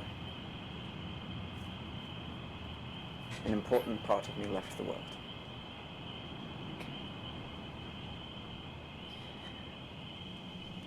I just hug Irda. All right. You place your arms around Irda. I'm looking around. 'Cause I'm very scared. Eamon stands with Cade, looks around as well as Alcott holds her. Heyman, keep an eye out. He just nods. You feel heavy tears drop on your arm. I do not wish for you to know this pain. I know you've already lost one. Let's keep moving. Perhaps when we get closer we can come up with a plan. All right. How much time do I have left on my locate object? So you said that lasted for how long again? 10 minutes. 10 minutes, yeah. So this has been, let's call it 3 minutes, between the feather and the toe. The toe. Yeah, Pat, it does look like Cade gets a little uncomfortable with the motion. So as you continue to move along again, you once again, Irda, you hear that cackling laughter in your skull. It feels like just the highest level of invasion. I'm going to try to force him out of my head. All right. So let's roll D20 and add your wisdom bonus, please. I'm going to roll this at advantage, Okay. and just the modifier. 18 on the die plus 3 is 21. Good job. And with my brand new from Josh dice, the first time I rolled it, I get a nat 20 on that die. Oh no. But Why'd you do it, Here's, Achilles? here's one that you can roll. no, I've got all these new dice here. He knows that dice. As you concentrate, you hear the laughter grow, and there's a shrieking pain in your skull. You start to see flashing lights behind the back of your eyes, and then there's a no, no, no. Just keep with the tears. They are so sweet.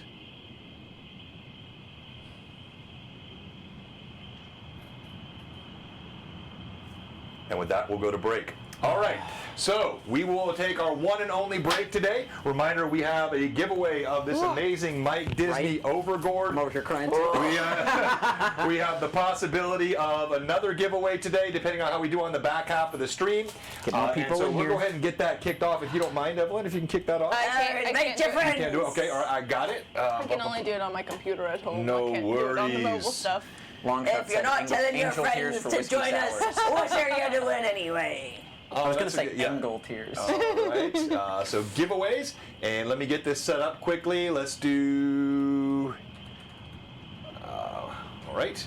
All right, so the keyword is exclamation point Mike! Exclamation point Mike, M-I-K-E. And that gets you in the giveaway for the Mike Disney Overgourd. We will have a shorter session today, but not terribly shorter. What did it say? Pat Ross is pointing out that he I doesn't don't have friends exploding my face and that Trump mom on the run.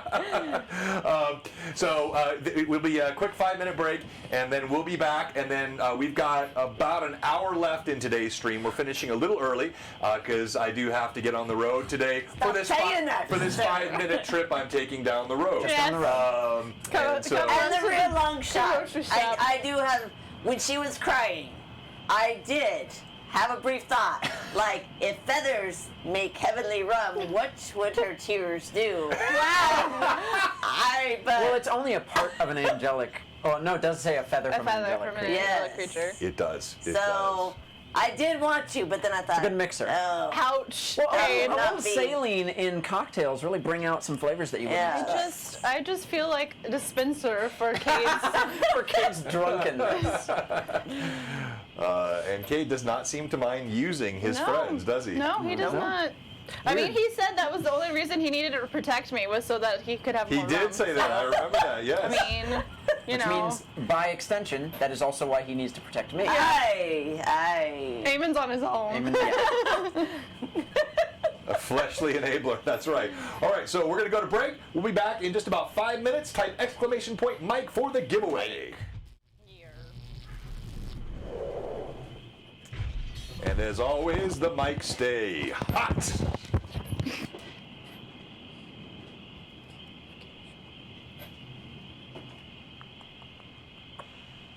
Yeah, that would be fine. You could have had that kind of tucked underneath all the other stuff Oh, you had okay. with you. I was just trying to, keep it paced Well- there. Really wanted it for the hut. But I'm also, I have a plan for it.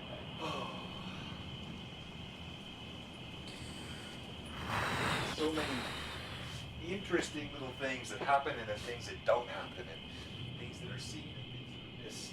Stupid Ixon smells funny. Hate that guy.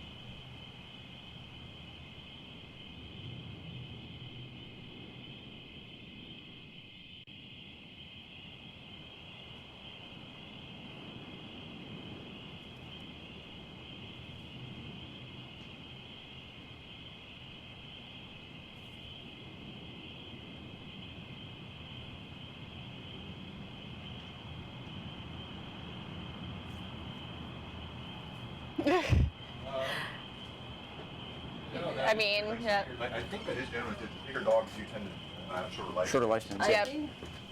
But it also depends on how highly modified the dogs are. Yes. Which, Sometimes miniaturizing them does take. well, and some mixes just do not mix well, and they'll get like heart problems. And dogs. It's a great conversation. Some large Is this cricket purebreds hot have mic it. time? I love that. Yes. And by So- the way, so while we're on break here, I know you already said that the sound is good, but I want to make sure, I just, how I like to run. I want the levels to be really dialed in. So tell me, do the crickets and this nightlife, do they feel like a nice ambience for you as a viewer? Are they too loud?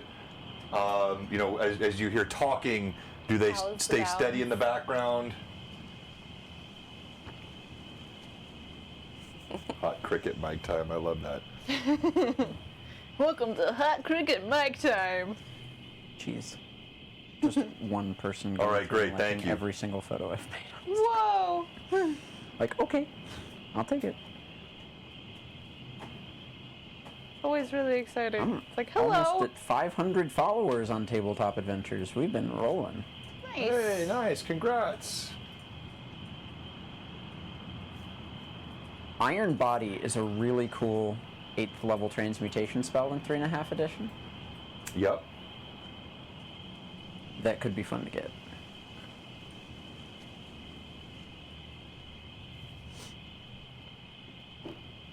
If we ever touch 8th level spells.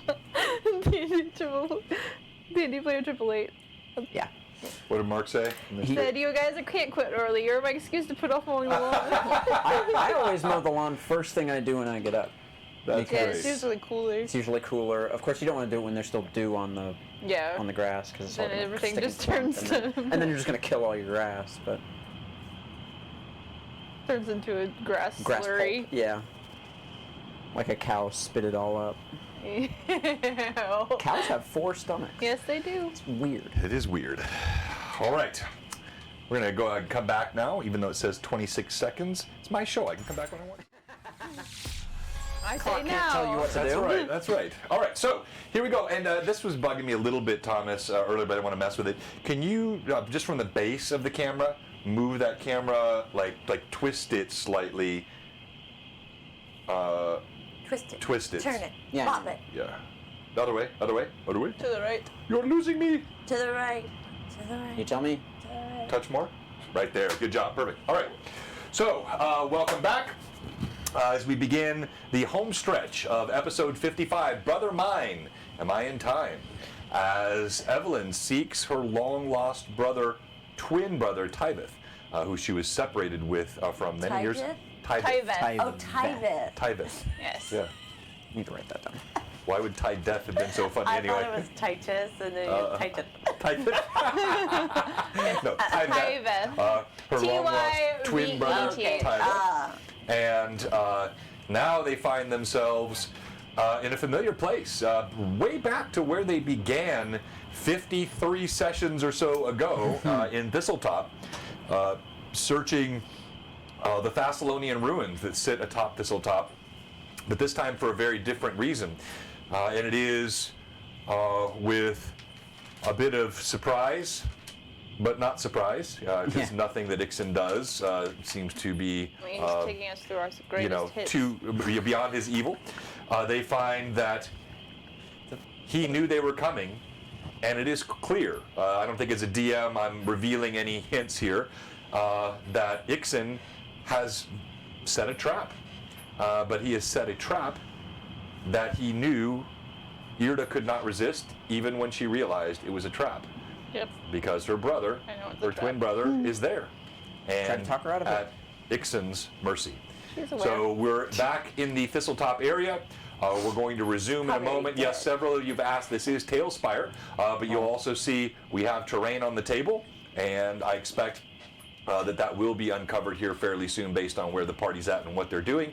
So we like to have a nice mix here. Blue Box is all about old school D&D, theater of mind, of course. Lots of theater of mind, lots of role play, description of scenes, but then also using other tools at our disposal.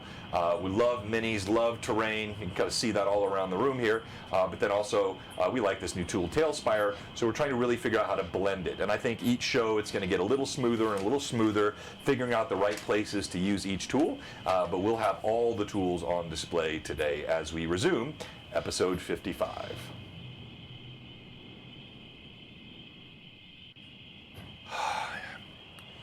The chill blows through and mingles with the mixing strange shadows cast by the moon here in Thistletop. Cade has yelped several times, taken many thorns. You did notice he paused a moment and looked at the ground where Irda her tears had fallen, tapping his chin as he stared at the ground. You're now still looking, because I don't think we resolved if you're going to do anything with it, you're still looking at the toe that is nailed to the tree. Probably best to leave it as the feather. Yes. Although I guess we're still carrying that. Huzzah. I don't have much left on this spell, and I would like to get a read on it Let's before keep we going. get too far. So, continuing on. All right.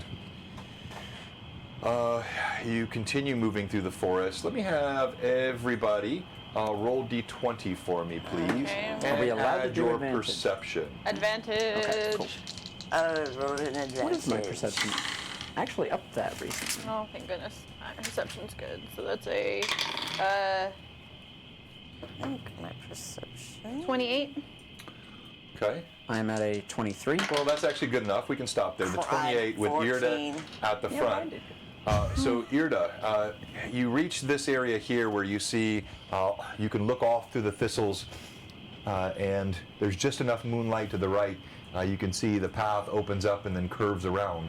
But then as you look over in this direction to your left, your eyes pan over and you see what looks like a stone structure up ahead. Alright. Am I still not getting a read on my spell? I'm gonna cast Dancing Lights again. Send them forward. Sort of here is where you're seeing it, amidst the thistle. So yeah, so the Dancing Lights will rise forward Okay. toward the structure. All right. As the dancing lights approach the structure, you see it is in fact, it's a stone structure. You see there's a statue, and there is an archway that sits over the top of it. Difficult to make out any detail from this distance. I want to move up to where that archway will be within 60 feet of me and cast Detect Magic. All right. As you take a couple of steps, you again hear Ixon's voice in your head. And I'm gonna try to force him out again. Okay. You can try, definitely try. Each time you try, you feel that searing hot pain in your head. And he says, "This place was once my master's. It's very useful." Can you imagine my surprise? I took your blood, your flesh, your feathers. I knew I could do fun things with them. But I never imagined. Do you know the strength of a connection between twins? It led me like filings to a lodestone. Imagine my delight. Imagine my surprise. I nearly wept. He's been so much fun. Do hurry. The voice fades. All right. Do you relay what he says afterwards? Basically, she wouldn't lay out the specific words. She would just explain that he's taunting her. Wiley And that Hobbit he- just raided with And me. that. Oh, Wiley. Oh, thank you for the raid, Wiley Hey, Hobbit! Wally, thank you so much. We appreciate the raid there, Mr. Hobbit. And, but she will say with the last one, she'll explain that he used all of her, what he had collected from her to actually, that's how he found her brother. Or possibly the other way around. He's using your brother to connect to you and see through your eyes. I don't know. Either way, it's not good. Yes. And he said this was his master's? Yes. Does that mean his master is dead? Or his master no longer occupies this place? I'm thinking it's very likely, well, his master is also not exactly alive either. As far as we're aware. So, Oh, he's a lich. Yeah. yes, undead. So, I would imagine it is something that he holds in, but Irda, yes. so I know you're powerful and all, but if Ixen can put something inside of your neck, head area, and scare you like this, and then take feathers and track your brother and track you, how are we gonna fight him if you can't even control the magic he's placed within you? I'm thinking Because we're all dead meat. I am but one person, And I have no magic. and I am made stronger by all of you. Are you sure you're stronger than Ixen? I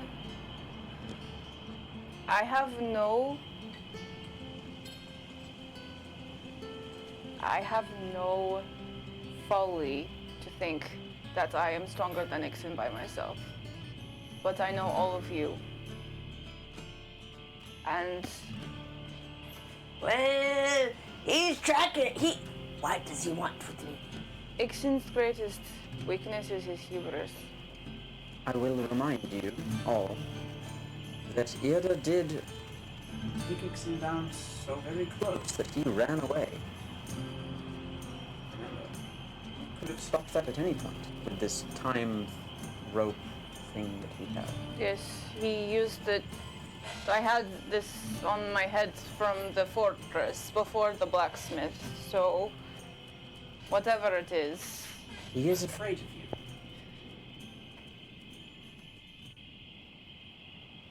I think he is overconfident. He is.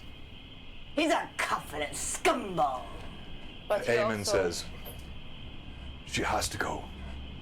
It's her brother, Cade. and we need to stop Ixen from hurting anybody else. His time has come, It has. and it's well past it. I know. I just hope we can. Because if we don't, we got serious problems. We will. Don't let him hurt me. Ira's gonna look over at Cade. Let me clip that. I love that. Don't let him hurt me. Ira's gonna look over at Cade, and her eyes are gonna scan up to Ray on Cade's shoulder. Ray, this is your time to make your choice.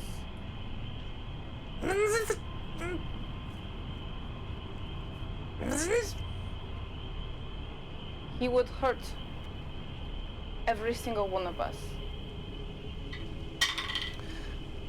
You see the diminutive little goblin still sitting atop Cade's shoulder.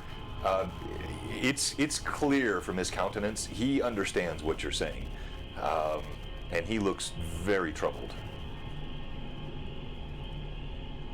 I know that you look to him as your creator and are protective of that relationship. But he has done far more harm than he has done good. So, you have to make a choice. And it's a hard choice, I understand. But you have to make a choice. He just puts his head down, and you see he kind of picks at his fingernails, and he rocks back and forth on Cade's shoulder. It's okay, little buddy. Here's a pickle. Oh, they're probably dry. Well, you have a tavern. It might have pickles in it. Oh, yes, I took pickles. All right, you hand him a pickle. Did you say you cast Detect Magic? Is that what you I said? did. I said I was going to At get the within statue. 60 feet of the archway Okay. and cast Detect Magic. All right, you cast Detect Magic. As you do so, you feel simultaneously the presence of incredibly powerful magic and also an immediate dampening of your spell. As your dancing lights move around, you notice there are runes that are scribed across the top of the archway. All right. Can I get a better look at them to see if I can make sense of them at all? Do you want to tell me about that? Yeah, and she'll look to Alcott. Look, the runes on the. So we didn't see this when we first came up here, right? Well, we haven't gotten close enough yet. And The statue Wait, when you guys the were here a first while time? ago. we haven't been this No, direction. you went like a different direction Oh, the first okay. time. Yeah. And she's gonna also say, Alcott, I used a detect magic spell, and it seemed to be dampened somewhat, but it's very magical around here as well. It's strange. I never liked the idea of not being able to use my magic, so let's figure out why. Can I make? I want to look at the runes and see what I can figure out. Yeah. So looking at the runes is very easy for you. They're in Thessalonian. And Pull out the big book. also, I would like you to make a. Just roll a d20 for me, please. Okay, I'm gonna just use advantage. Just in case. I'm gonna just. 16 on the dice. 16 on the die. You note, not only are these in Thessalonian, you note that either these carvings are remarkably well preserved, or they're new, or more recent, because they are not weathered in the same manner as the rest of the stones around the structure are. Do I know what they are accomplishing? As you study them, make a spellcraft check for me, please. I'm also going to use advantage. 32. 32. You're able to pick out enough of the Thessalonian words. You see Alcott references the book a couple of times, rifles through the pages. Yeah, the moment he pulled the book out, she would have moved one of the dancing lights over top of it, just so that he had A good reading light to read by. Alcott, it is a chill goes up your spine as you realize these are wards. Any planar shifting or movement, when you pass through this, there will be no teleportation, there will be no dimension door. There is a planar shifting ward placed here. It's the anti-Alcott. Do I know how I might be able to dispel or deal with that? Would carving them out deal with that, or should I cast Dispel Magic? You don't know, but you could try. Do I, in my history of learning, know how to deal with wards like this? Well, I mean, you've seen basic like glyphs and things like that. Your spellcraft roll was a 32. Yeah. All Plus right. 18. And you're so I'm going to say two things. One, you recognize this as Thessalonian stone. This is clearly some other piece of that structure that fell. So the head went one way, whether this was a hand or whatever this was, something fell into the soil here, and over the thousands of years has been mostly covered and grown over. Okay. So you would know intuitively this stone will not be altered or carved by anything that you would do. Just like the Ire span, like the monument in Sand Like Point. even casting stone shape on it would No, it's not going to do anything to it. And you would also know, you could sense there is a permanency that has been placed on this. So, Dispel Magic would... You could try. I could try, but that's a high level spell. I'll just say you're smart enough to be suspect of your likelihood of success. So, If this is a trap, it is a trap constructed with knowledge of the quarry. I also imagine that is what's preventing my twig from telling me anything down there. And this is an arch that leads down into the earth? Or into a building so that's now in that front you're of close us? enough, you can see there are stone stairs that go down.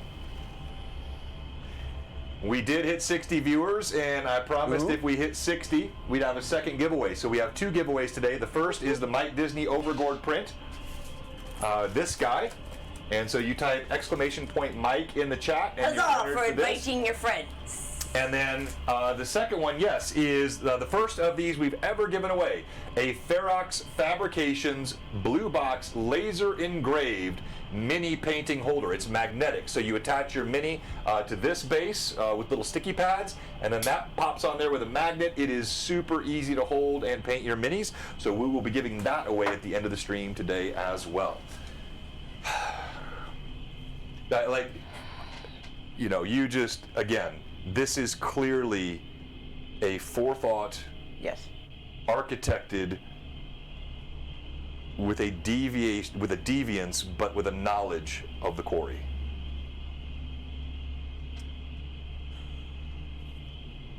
What do you think?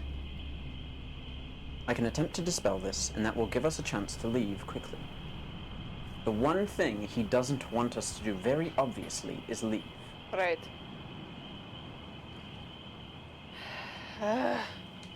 There's a chance, there's also a chance that I might explode. But it seems like that's becoming increasingly more likely the things Like that I when do. you messed with the string. We did promise your mother you wouldn't be string? harmed. Could the string- Nothing from this plane can mess with the stone, as far as I'm aware. But maybe the string could Perhaps the cut the string might be stone? able to. Do I have a good idea? You just might. That's worth a try. It's worth a try. The unfortunate part is anyone who holds it risks losing fingers as they push it into the stone. Well, are you speaking of somebody? Missing tip of finger. All right. All right. What do we think? What are we willing to do here? You hear the voice in your head again, Irda, for now the fourth time. I advise you not to tarry. I give your brother. What do you think, Tyvith? 10, 15 minutes. We don't have time to mess with this thing. Do we have to go through it? If Yes. Oh, we do? if that silly little mage with you, the one who likes to hop everywhere and thinks he can spy on me, wishes to tarry, he may. And your brother may die. And Irda immediately relays that message. You tell me. You're the one in charge right now. I can attempt to grab it with Mage Hand, but who knows what the effects of that might be, and I have not tested it enough to do. I can attempt to dispel it, and that is quick, but it might fail. And I won't have Dispel Magic while we're down there to dispel whatever he might cast. We need the dispel magic down there. So we know what we're going into. We know this is a trap. We are aware of this. We will give it our all. We have to stop Ixen now. I take the black wand that I had earlier out of my pocket and I put it in Eamon's hand. Say, if you need to not be close, take this. And it's the wand of lightning bolts. He nods. You just see his eyes through the cloth. Yeah. We're going into this with our all. We have to make this count. All right. We go in. I guess we go in. Are we not doing anything with the string? We don't have time. It's not worth our time. Oh. I know, I would love to try, but 15 minutes. It's nothing. Who knows how long these stairs are? Can you throw the string at Ixen? If I throw the string, my hand might come off. Let's go. And Irda, sword and shield. Board. I've got my quarterstaff ready to go. All right. You step up to the edge. As you look over the edge, you see the stone staircase leading downward, and you can feel the resonance of magic here. There's a almost tangible. Thank you very Thank much, you. Pat. We appreciate that. That was nice. Do you still have that feather? Why, yes, I do. I know you have it. Please, can I hold it very quickly? See? I told you it was a good idea. Ixen is going to attempt to take advantage of your situation. Right. I can attempt to assist with that. All right. I can look like you. All right. Two of you might confuse him. All right. Whoa, Pat! Thank Right, you, two Pat. more advantages for So you all the got players. two. Thank you. Oh, great. Huzzah. And then we got Yeah, two we need more. that, Pat. Thank you. Oh, So you got total 4. Oh, great. Because Pat Draws gave me and you 2, and then Pat 66 gave everybody. So Irda, Yes. when you were talking about Ixen Yes. and appealing to his, I don't appeal to anything with him. He's moved. does that mean appeal to his prideful side? Yes, he's very prideful. Okay, so what if I butter him up? What could I do that would make him be caught off guard? I don't. Because we were friends. And as this conversation is happening, I'm guessing we're continuing to move Yes. forward. Yeah, so we're going I didn't know. down. I wanted to know. Are you guys Yeah. okay? Yeah. All right. And as we enter, I take the feather in the palm of my hand and I pass my hand over it, and then I wipe my face across as I say, "Commutatus idem," and I just look like Irda. All right. You see, That is alter self for the people at Alcott home. becomes a simulacrum of And Irda. to make it even better, I'm gonna cast a mirror image because it'll last for 11 minutes. So that way I also have another however many of me. You. Thank you, Robert, and congrats to all of our new subs. Thank you for our new followers It as might well. not work, but And you know what? When we're on the way down, when we're within a couple minutes, I'm also going to cast mirror image. So Okay. she's casting mirror image, I'm casting mirror image, and both of us look like each other. Okay. All right. 1d4 Plus one per 3 levels. So Okay, for you that would be +3. For me it would also be +3. 1d4 plus 3. You cast these spells, and 4. I rolled a 1. I did several not. images appear beside you. 4 more There are means. currently Okay, 10 but years. I need both of you before we determine whether that is successful. Oh. You're going to have a concentration check to make. As you step through, part of this ward, I reveal this to you, OOC. Oh, I thought we were through the... No, this is like Okay. it's happening as Okay. you're as you're walking Even down the casting spells stairs. while we're down here require these checks? No. Just- As okay. you're walking through, as you're walking in, you feel almost like this oil slick across your skin of the magic that's resonating here. Yeah. And you suddenly know part of what has been cast here. It's a spell, Alcott. Again, this is going back to your spellcraft check earlier. It's a spell you had only heard of. It is something called Forbiddance. And as it layers over the top of you, I need to know each of your armor classes to determine the amount of damage 26. that you are taking. What's that? 26 is my AC. No. Did I say armor class? Yeah, you did. I'm sorry, I meant alignment. Oh, so I'm forget. lawful good. Okay, so lawful good. I have to be. Right. I'm chaotic good. Go Okay. figure. I imagine he's forbidding a lot of good characters. I'm neutral good. Okay. We're the whole top row. That's right. And then Amen is. Probably lawful I neutral. believe no. He's he's neutral good or chaotic good. I'm gonna put him in the neutral good. I would have to category. imagine he'd be neutral good. Yeah, he doesn't seem chaotic, so call him neutral Yeah. good. All right. I would put him far from chaos. All right. All of you, based on this spell, it's based on divergence from the alignment of the caster. Oh. The caster was Evil? lawful evil. Everybody takes 6d6 that's good. If you're the exact opposite alignment, which is chaotic good, Cade. you take 12d6 of damage. Oh, dang. And just so we're clear, I didn't want to cast any of the spells, alter self or mirror image, until Yeah, we I were was within gonna the place. go. I wasn't. So the gonna only do it spell through the- concentration that this might I'll- affect I'll- is mage armor, I thought we yeah. were which already would through. suck if mage armor went down. Yeah, I'll let you guys put that off. I'm not. You also said that I mean. made a spellcraft check to determine that, so. Made- Forbiddance, oh jeez. You're Yeah. right. Long, real shot. you I'm feel- chaotic wrong, not you- chaotic good. you feel an extraordinary pain. This is a pain like you've never felt before. This is not the wound of an arrow, the poke of a thorn. This is not the slice of a blade, nor is it even the burn of fire or the jolt of electricity. This is something that goes to the core of who you are. You feel this sense of violation as these magics pour in, and the power of something lawful evil wars against your own soul. All right, everybody but Cade takes And there's no way to reduce this damage? No. 22 points of damage. Golly. We take 22? Okay. Yeah, Cade. Oh, wow. Oh man, I But I- wasn't even. Why didn't I have all my? No, you were all healed up. Yeah, that's weird.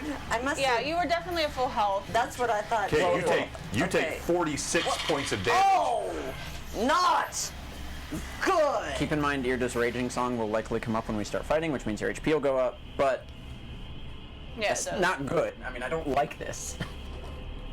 How much? 46 points. Yeah. No, don't move anymore. Yeah, there you go. I know, I'm trying to not cover more than what we need to see. You find yourself. Oh! Can you? You find yourself. Can you pick Eamon up? The Eamon mini has fallen over yes. inside there. He has. Stand up, Eamon. Step forward. Oh, don't let him hurt me again. That's how.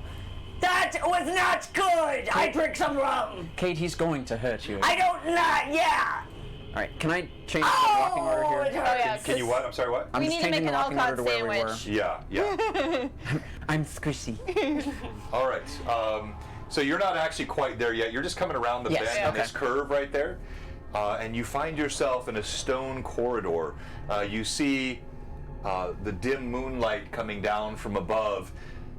We still have the multiple images of you that pop up, Yeah, and this there the is point a at which I'd cast it. there is a dim moonlight that still filters in and gives you just enough light. Irda's dancing lights, are they still active? I would cast it again because Okay. they're cantrips, so I would just. And they reveal the stonework.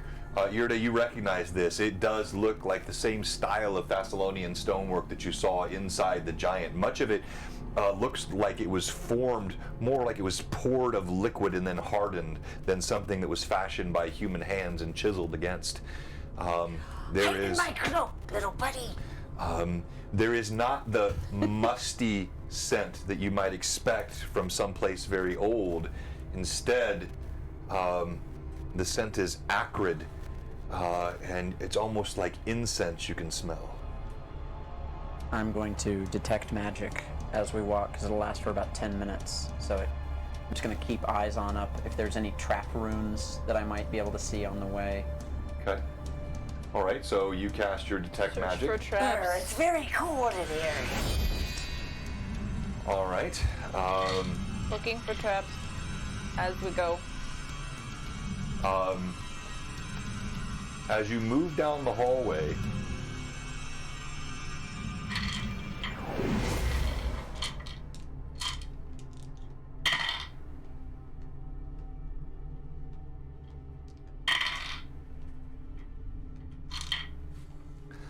Alcott, you can feel there is magic all along this corridor. Try not to shine the laser in your eyes. All along the corridor there is magic. And the floor itself, you see there are runes inscribed in it. But as you look at them, these are not Thessalonian. These are some type of glyph or ward that you've not seen before.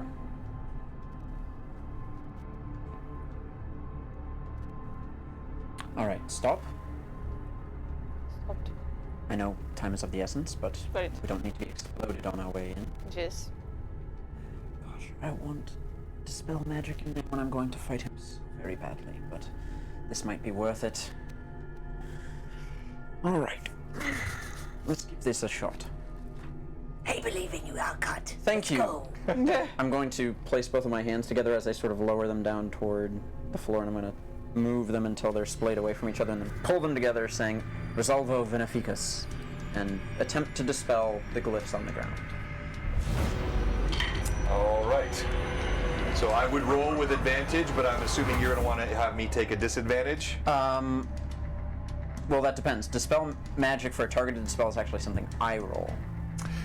Yes, but in this case, based on this type of magic and also the fact that you got level differentials and you do have a magic here that you are not familiar with. Yes, you have disadvantage. Okay. Disadvantage him. So no, I still want you to roll as well, though. So Okay. you roll. I'm doing a counter roll against your roll. I will also roll with advantage. So Well, then I I'm will using also one. disadvantage you. So there we go. All right, so just a straight roll. Straight rolls. And I'm using my new Matt Given Dispel dice, perfectly appropriate for an attempt on a spell. And what am I adding to this, if anything? Whatever your normal spell add. So when you would normally roll for Dispel, It's your caster level. caster That's what level, you right? add. That's it. Yep.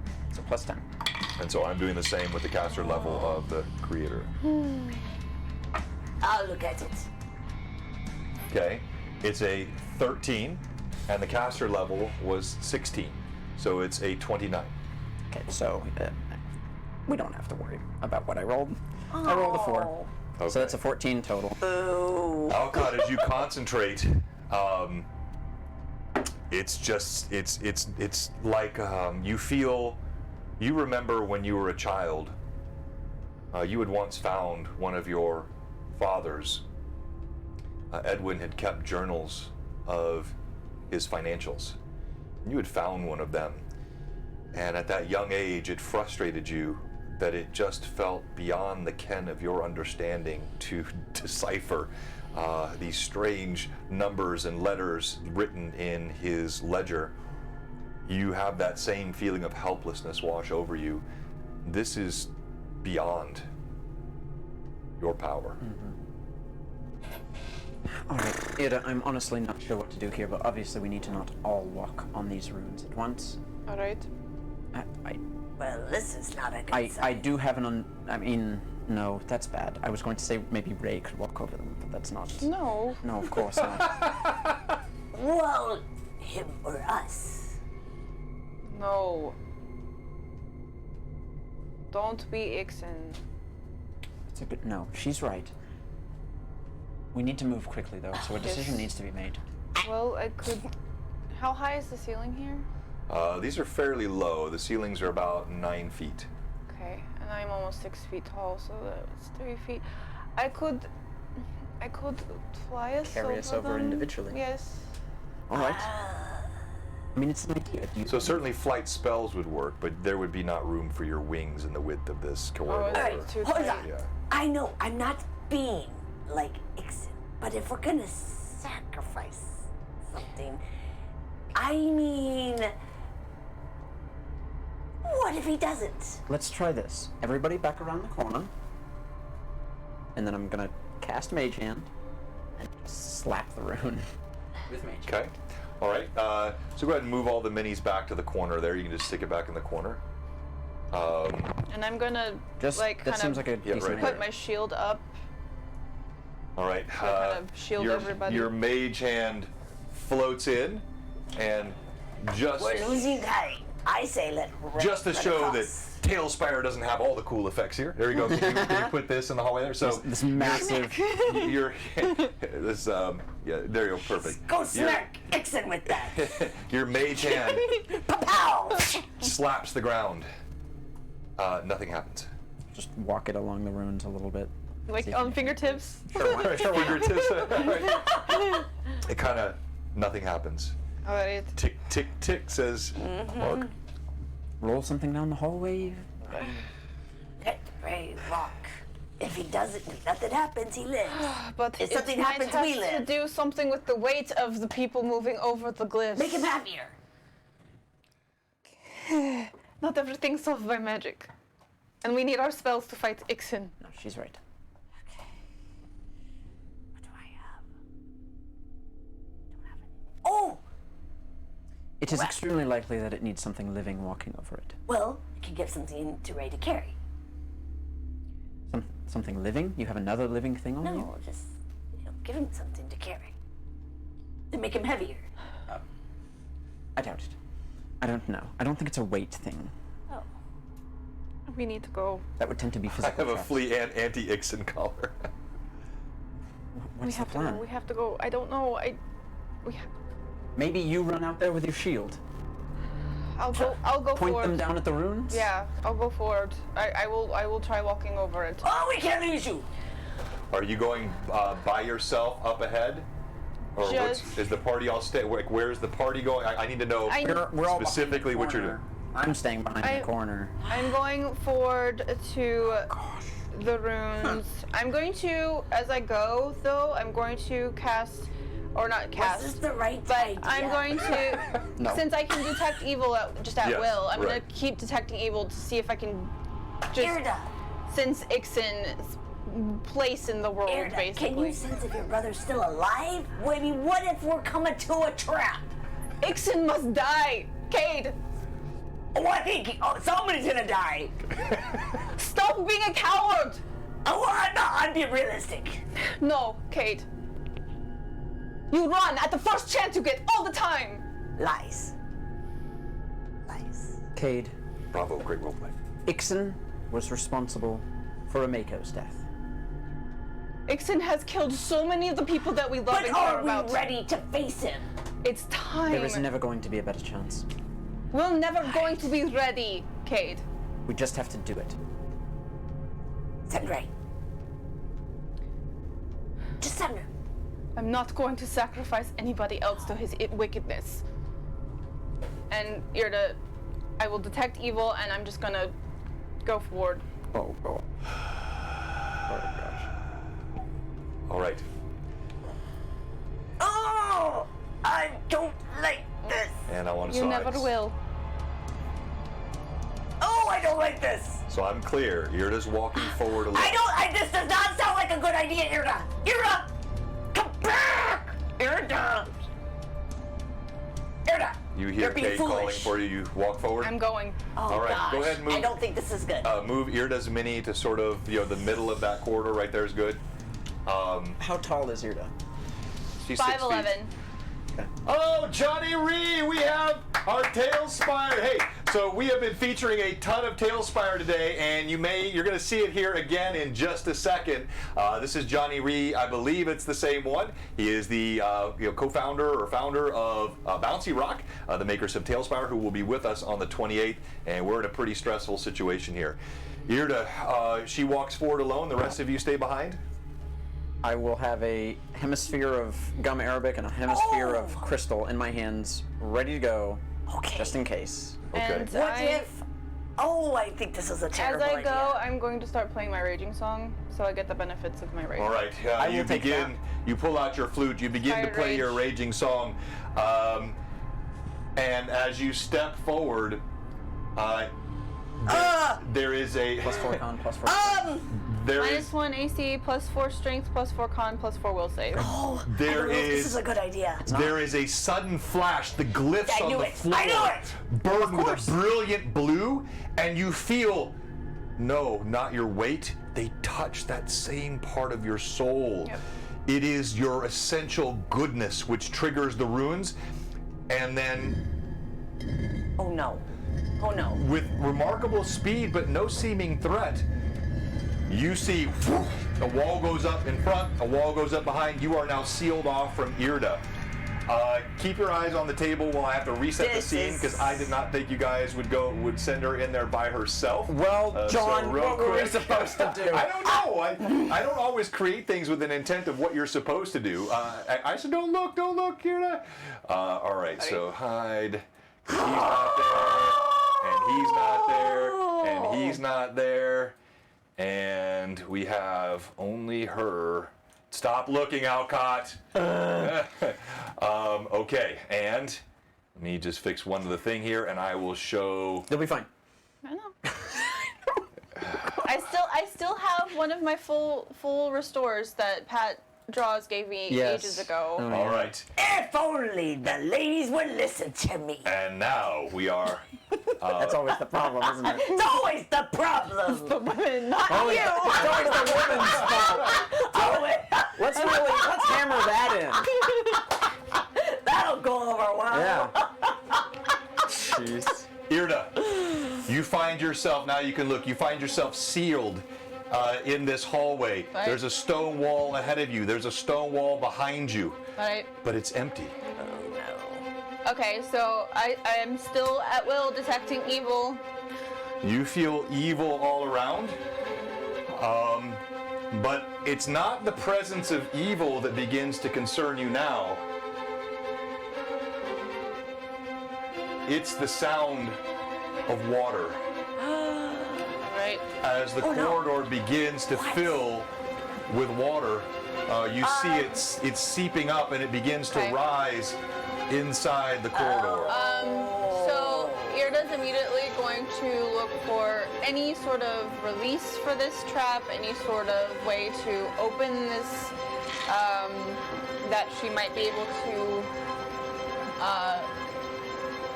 get free of the situation she's currently finding herself in. Eamon! No, Okay, Alka! hold on. Wait. Eamon does not have any powers, does he? I mean, he's So a magical let me character. stay with her for a second. I'll come Okay. to you in a second. Right. Oh, dang, Petrol, just did 1,000 disadvantage, John. Somebody on the stream earlier said they could see me salivating. That's not nice. All right, so I saw the glint in your eye! as the water pours in, Irda, you start moving around. You're searching. So tell me exactly what you're looking for. I'm looking for anything that might give me a hint of a release for this trap, be it switches, be it glyphs, whatever.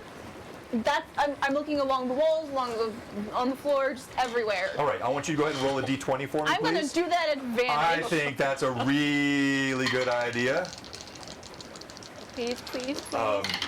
You hear Ixon's Good voice job. in your head. 15 is my higher of the two. I don't know 15 what is your higher roll? plus perception. Yes, fine trap. please. So that would be a 34. Okay. All right. As you're searching around, you try not to be frantic. You are calm, you're cool, you're collected, you're Irda, and yet you cannot help but feel the panic welling up in your breast. As you search around, the water is about ankle high now. Yep. As it slowly comes up, you hear Ixon's voice in your head again. And she's trying to exude as much calm to make sure that he doesn't get any sense that she's terrified. She does not want to give him the satisfaction of making him think he's made her scared. And you hear in your head, they left you alone in there. Oh no, we This did not is leave her alone. delicious. She went off alone. I had no idea they would be so foolish. Well, I do hope you've learned to breathe underwater. And then his voice is gone. As you search around, you're finding some interesting carvings Question here. quickly. Yes. Uh-huh. When he is casting this that he puts in my head, is this like a message spell? Is she able to respond to him? You haven't tried. She's going to say, try to stay back. Oh, Ixon, I'm not done with you yet. Yeah. You hear his laughter in your ears. Okay. All right. The rest of the party, you don't know what's happening. You just see the stone walls are erected around you, and go ahead and put those minis there sort of physically. And so it is so cool. Like if Johnny's still on, I saw he was in the chat. We use a combination here of physical minis, and we've used a ton of Tailspire today. And so now we have the rest of the party standing outside the wall, which can be seen here with the physical miniatures. And I'm going to turn that cam just a bit, and Irda is trapped behind the stone structure. So, what's the rest of the party doing? I have Uppercut! I have nothing. I cannot What? transport us here. There is Eamon! You got anything? I don't think the wand will do anything. Try! it won't. There! Do something at the wall! Do not. It has a chance Oh. of bouncing around and hitting us. Oh, He's right. not good. Eamon, do you have Okay, we look around. Oh, that's magic, isn't it? Well, we look around. I look around for stuff. Yeah, I Wait, guess fly up! All right, I need each of you, please, to roll d20 as well. Oh, roll high. Roll Take high. advantage on it. Advantage. 16 on the dice. Plus your perception. Is it plus Give me a 20. perception? Give me a 20. So plus perception, that would 16. be Oh, plus perception? Yeah. Yeah, uh-huh. 25. 25 for you. Yes. And for you? Hold on. 21. An Aemon? And I will roll for Eamon. He has, at this point, 8 extra advantages. I should keep track of that. Oh, I have that. I It's a mean, nat 20 on the die. Let's for go, Eamon. go, Eamon! Eamon, he finds some strange markings on the base of the floor. They look very similar to the runes that were above, But he studies them. Oh God, I can make nothing of these. Let me give it a try. You continue to search around. So you did find those things that you found. Are you doing anything else? Can I attempt to make something of those runes? I'm talking to Irda now. Sorry, I missed at the end what she found. Yeah, so you found, very similar to what I just described there, you find runes in the floor. They look familiar to you, but they're clearly related to Thessalonian, and you can't read them. All right.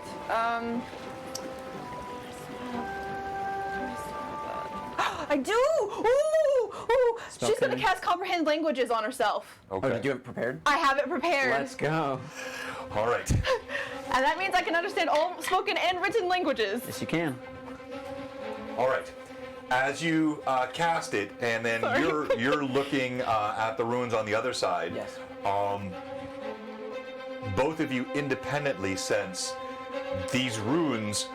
They're not words per se. They're not words in the Thessalonian language, but there is something. If you imagine a tapestry, if the rune above the archway that you came in was an ornate tapestry, these are a thread pulled from that tapestry, somehow again tying to this very same essence of good. The same thing that triggered the glyphs on the floor, somehow distilled down into these very simple runes.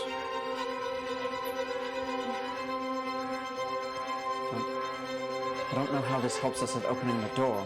Mostly just seems like the trigger. The water rises higher. What about It's the now stream? it's now What do up you do around with her the stream? waist. Okay, Seems so as good a time as any. because Let's go! I can't really do anything else that I can tell. She'll pull out the wand of knock and she'll take it towards the stone wall towards the rest of the party, and she's gonna cast knock on the wall to see if she can Okay, open so the... toward where the party is. Okay, Yeah. so you move toward that wall, and as you turn, you cast knock, and the wand.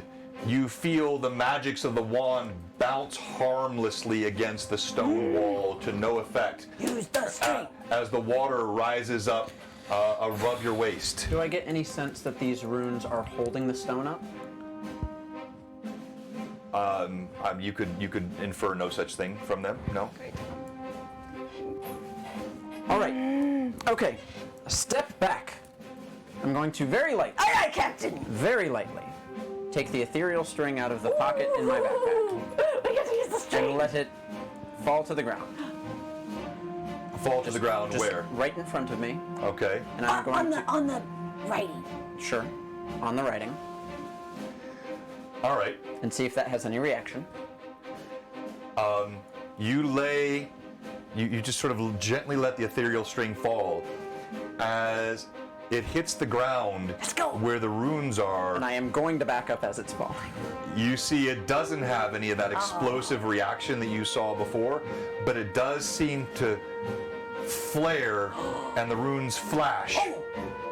The string vanishes. Oh, crap. The runes, though, you can tell have gone inert. Irda, inside where you are, as the water now comes up close to your shoulders, you see the runes that were on the floor. As you're turning back around, you see they briefly flash blue. The water keeps rising. The stone does not move. They've disappeared. We should attempt to pull the stone down. It's held up. I don't think it's being held anymore. How do we pull it down? Get your hands on the stone and pull. I have lots of acrobatics. I jump up and... Oh, here. And I'm going to. Oh yes, I'm going to do this because you. All right. I'm seeing that the runes are gone now. Ooh, I hit it with, my weapon. It does No, nothing. nothing. I'm going to take my quarterstaff and just shout, "Pull toe!" and shove it into it. And I'm also going to cast knock on the stone that now doesn't have runes next to it. Okay, all right. Yeah, sorry, if we have a little audio out of sync, let's try to bear with it. Here, I'll do one quick attempt at the fix. It's something with this camera here, Yeah. and I don't want to break the immersion in this very, very tense scene here. But there we go, we'll give that another try. You cast your spell. You plunge your family blade into the quarterstaff, wall. not the or blade. quarterstaff, right? Into the wall. Bounces off the Thessalonian stone. The water rises now toward Irda's neck. Oh, what if I stomp on that stone that just blew it away? I hit it with the sword. All right. That that glyph is now inert.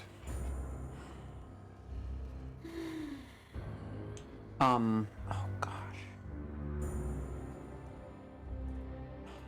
Can I make any sense out of why? I'm going to pull out my gem of true sight. I put Ray up to fly if he sees anything. Ray flies up. He's scraping against the stone. All right, you're using true sight. I'm gonna pull out my little monocle of true sight and turn it on. As you flip it, See if I can look at these runes, see what you have greater clarity. You now see these runes are somehow paired, but again, it was the essence of good, which was the thread, the trigger. Somehow, remarkably, your ethereal thread managed to destroy this glyph, but this glyph is part of a pair.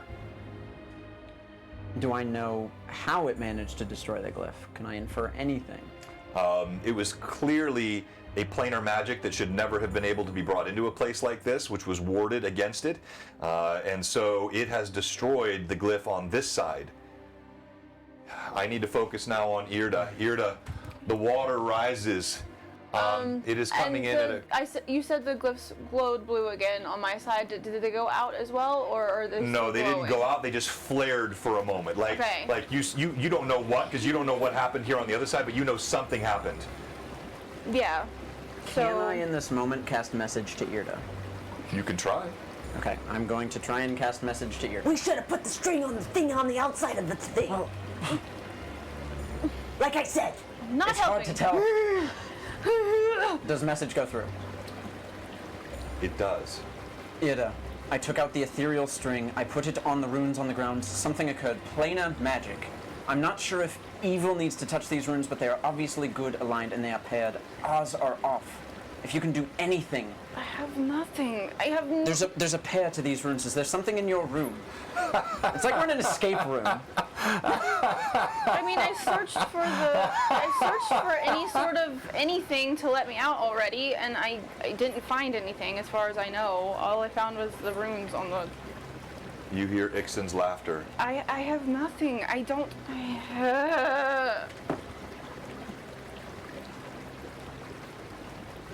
Hold on. The water now comes up You know around what, your Ray? neck. They need to stop underestimating me. Underestimating me. Yeah, that's the word.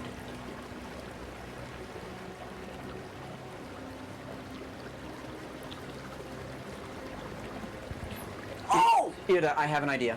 I go outside and look at the runes. Yes. Yeah, how far away are those, I guess? No, they're just up the stairs. Go out there and No, look at them. I already have an idea. I'm doing something. Okay, Here, what I go what out do and you look see? at them. Are they still lit up? Well, they were never lit. Oh, they were up never above. lit. Oh, okay. Yeah. Irda, come to the side of the door that we are on. Oh, and she was already heading that way, so yeah. Okay. So. I still go out there because there's nothing else I can do. So, Stays. what? It's alright, I'm gonna try something. Stay as close as you can. Okay. And I am going to... Right up against it. John, you tell me. Resilient sphere does not require me to see the target. It does state within it that the subject can breathe normally, which to me means that it would expel the water from within it to keep on the air. I want to know if this is a genius idea or if I'm dooming Irda. All right, hang on here. It's been a minute since I read that. I can, if you'd like, I could read it out loud for the audience. Yeah, why don't you go ahead? But you're using the 3.5, right? Yes. Okay, go ahead, read it A out. globe of shimmering force encloses a creature provided the creature is small enough to fit within the diameter of the sphere. I can make it up to 10 feet, but I will choose to make it 6 plenty of because I can range. downcast it. The sphere contains the subject for the spell's duration. The sphere functions as a wall of force, except that it can be negated by dispel magic. A subject inside the sphere can breathe normally. The sphere cannot be physically moved either by people outside it or by the struggles of those within. Yeah, so I think the thing that's really sort of subjective here is whether or not you need to see the target. It doesn't expressly state that you do. So, here's what we're going to do. Because I know where Irda is. Yeah, so hey, look, so Bagan 1, because I'm not seeing it in the description, I have a way I think I can resolve this, but if somebody has, I'm not a rules lawyer here, but I do like to make sure I adjudicate things properly. So as Alcott stands on the other side, I don't see anything in the spell that indicates you have to have line of sight, but this is, as you would say, shooting in the dark. Yes. So you've told her to stand on the other side, but you don't know exactly where she's standing. You don't know exactly how thick this wall is. When he told me to stand on the other side, did you use a message spell to do that? Yes. So I can respond. Right. So she would tell him, I'm standing directly in the middle of the wall. And, I am right there. And then how about this, John? Oh wait, how much stuff can it go through? I was gonna say it could cast Detect Magic, but I don't think it can power through this much stone to be able to see an aura around her. You know whatever you're gonna do. Detect Magic through. Yeah, that's right, Greg. You know whatever you're gonna do, you got to do quickly. Yes. Because right, then I'm just gonna the try water is up now around her face. It's starting to come in through your face mask. You're standing on your tiptoes to be able to breathe. I'm going to attempt to Detect Magic to try and see if it can see an aura on Irda through the wall, because she has magic items up a wazoo. I should be able to see something. My axe, my. So as you cast, you actually feel like the spell should, but whatever it is that is in this stone and warding, it actually prevents your Detect Magic from passing through. All right, well, we'll give it the best go we can. Defendo Globus. Downcast at 6th level, so that it's only wide enough for... Well, no, I'll put it at 9, because I want her to be able to get above the water if she can. I'll get the full diameter of the ceiling, so 9 feet. And Cast your spell? Yeah. All right, you cast your spell. I'm going to have you roll... let's roll a d20. I want you to add your intelligence and your level, please. Okay. As you try doing something you've never done before, you're trying to push this sphere through a wall to a target you can't see on the other side. It's magic, baby. Let's go. 19 plus 15 is 34. As you concentrate and cast, Irda on the other side, you're gurgling now. The water has come up over as you can't actually even raise your head over it anymore. And my raging song ends because I can't keep playing while I'm drowning. And you are now underwater. As you cast your spell, you feel there's a pressure, a counterpoint that comes back against you on the stone. Irda, the breath is burning inside your lungs. You're covered in water. Even your stoic and strong nature cannot prevent the panic that wells up in your breast. You start moving around, pushing against the walls, trying desperately against all sides to get through the stone. As you feel this force of will coming against you, Alcott, we'll see what happens next week. What? All right, and that's where we will end the session today. Oh my. Did he succeed? Did he fail? All right. Welcome, everyone, and thanks so much for the great chat and the fun. We have 2 giveaways, so don't leave us yet. Add another character for this, the PC Death support group. We really need one. Woo! Okay. Yes. It's only been a couple weeks since Millie died. It is. Yeah, too soon. Yeah, you can't be doing this all the time. Okay. Hey, reminder, real quick. Tim, I have Dimension Door. But we it doesn't- can't do teleportation magic here. Yeah. John Yeah. specifically It's stated. been- Yeah, worded well, no, he again. didn't just state it. So if anybody missed it earlier and you're wondering, there were runes and glyphs. Essentially, it was a forbiddance with a permanency, and there was actually a little something extra I haven't told the party here.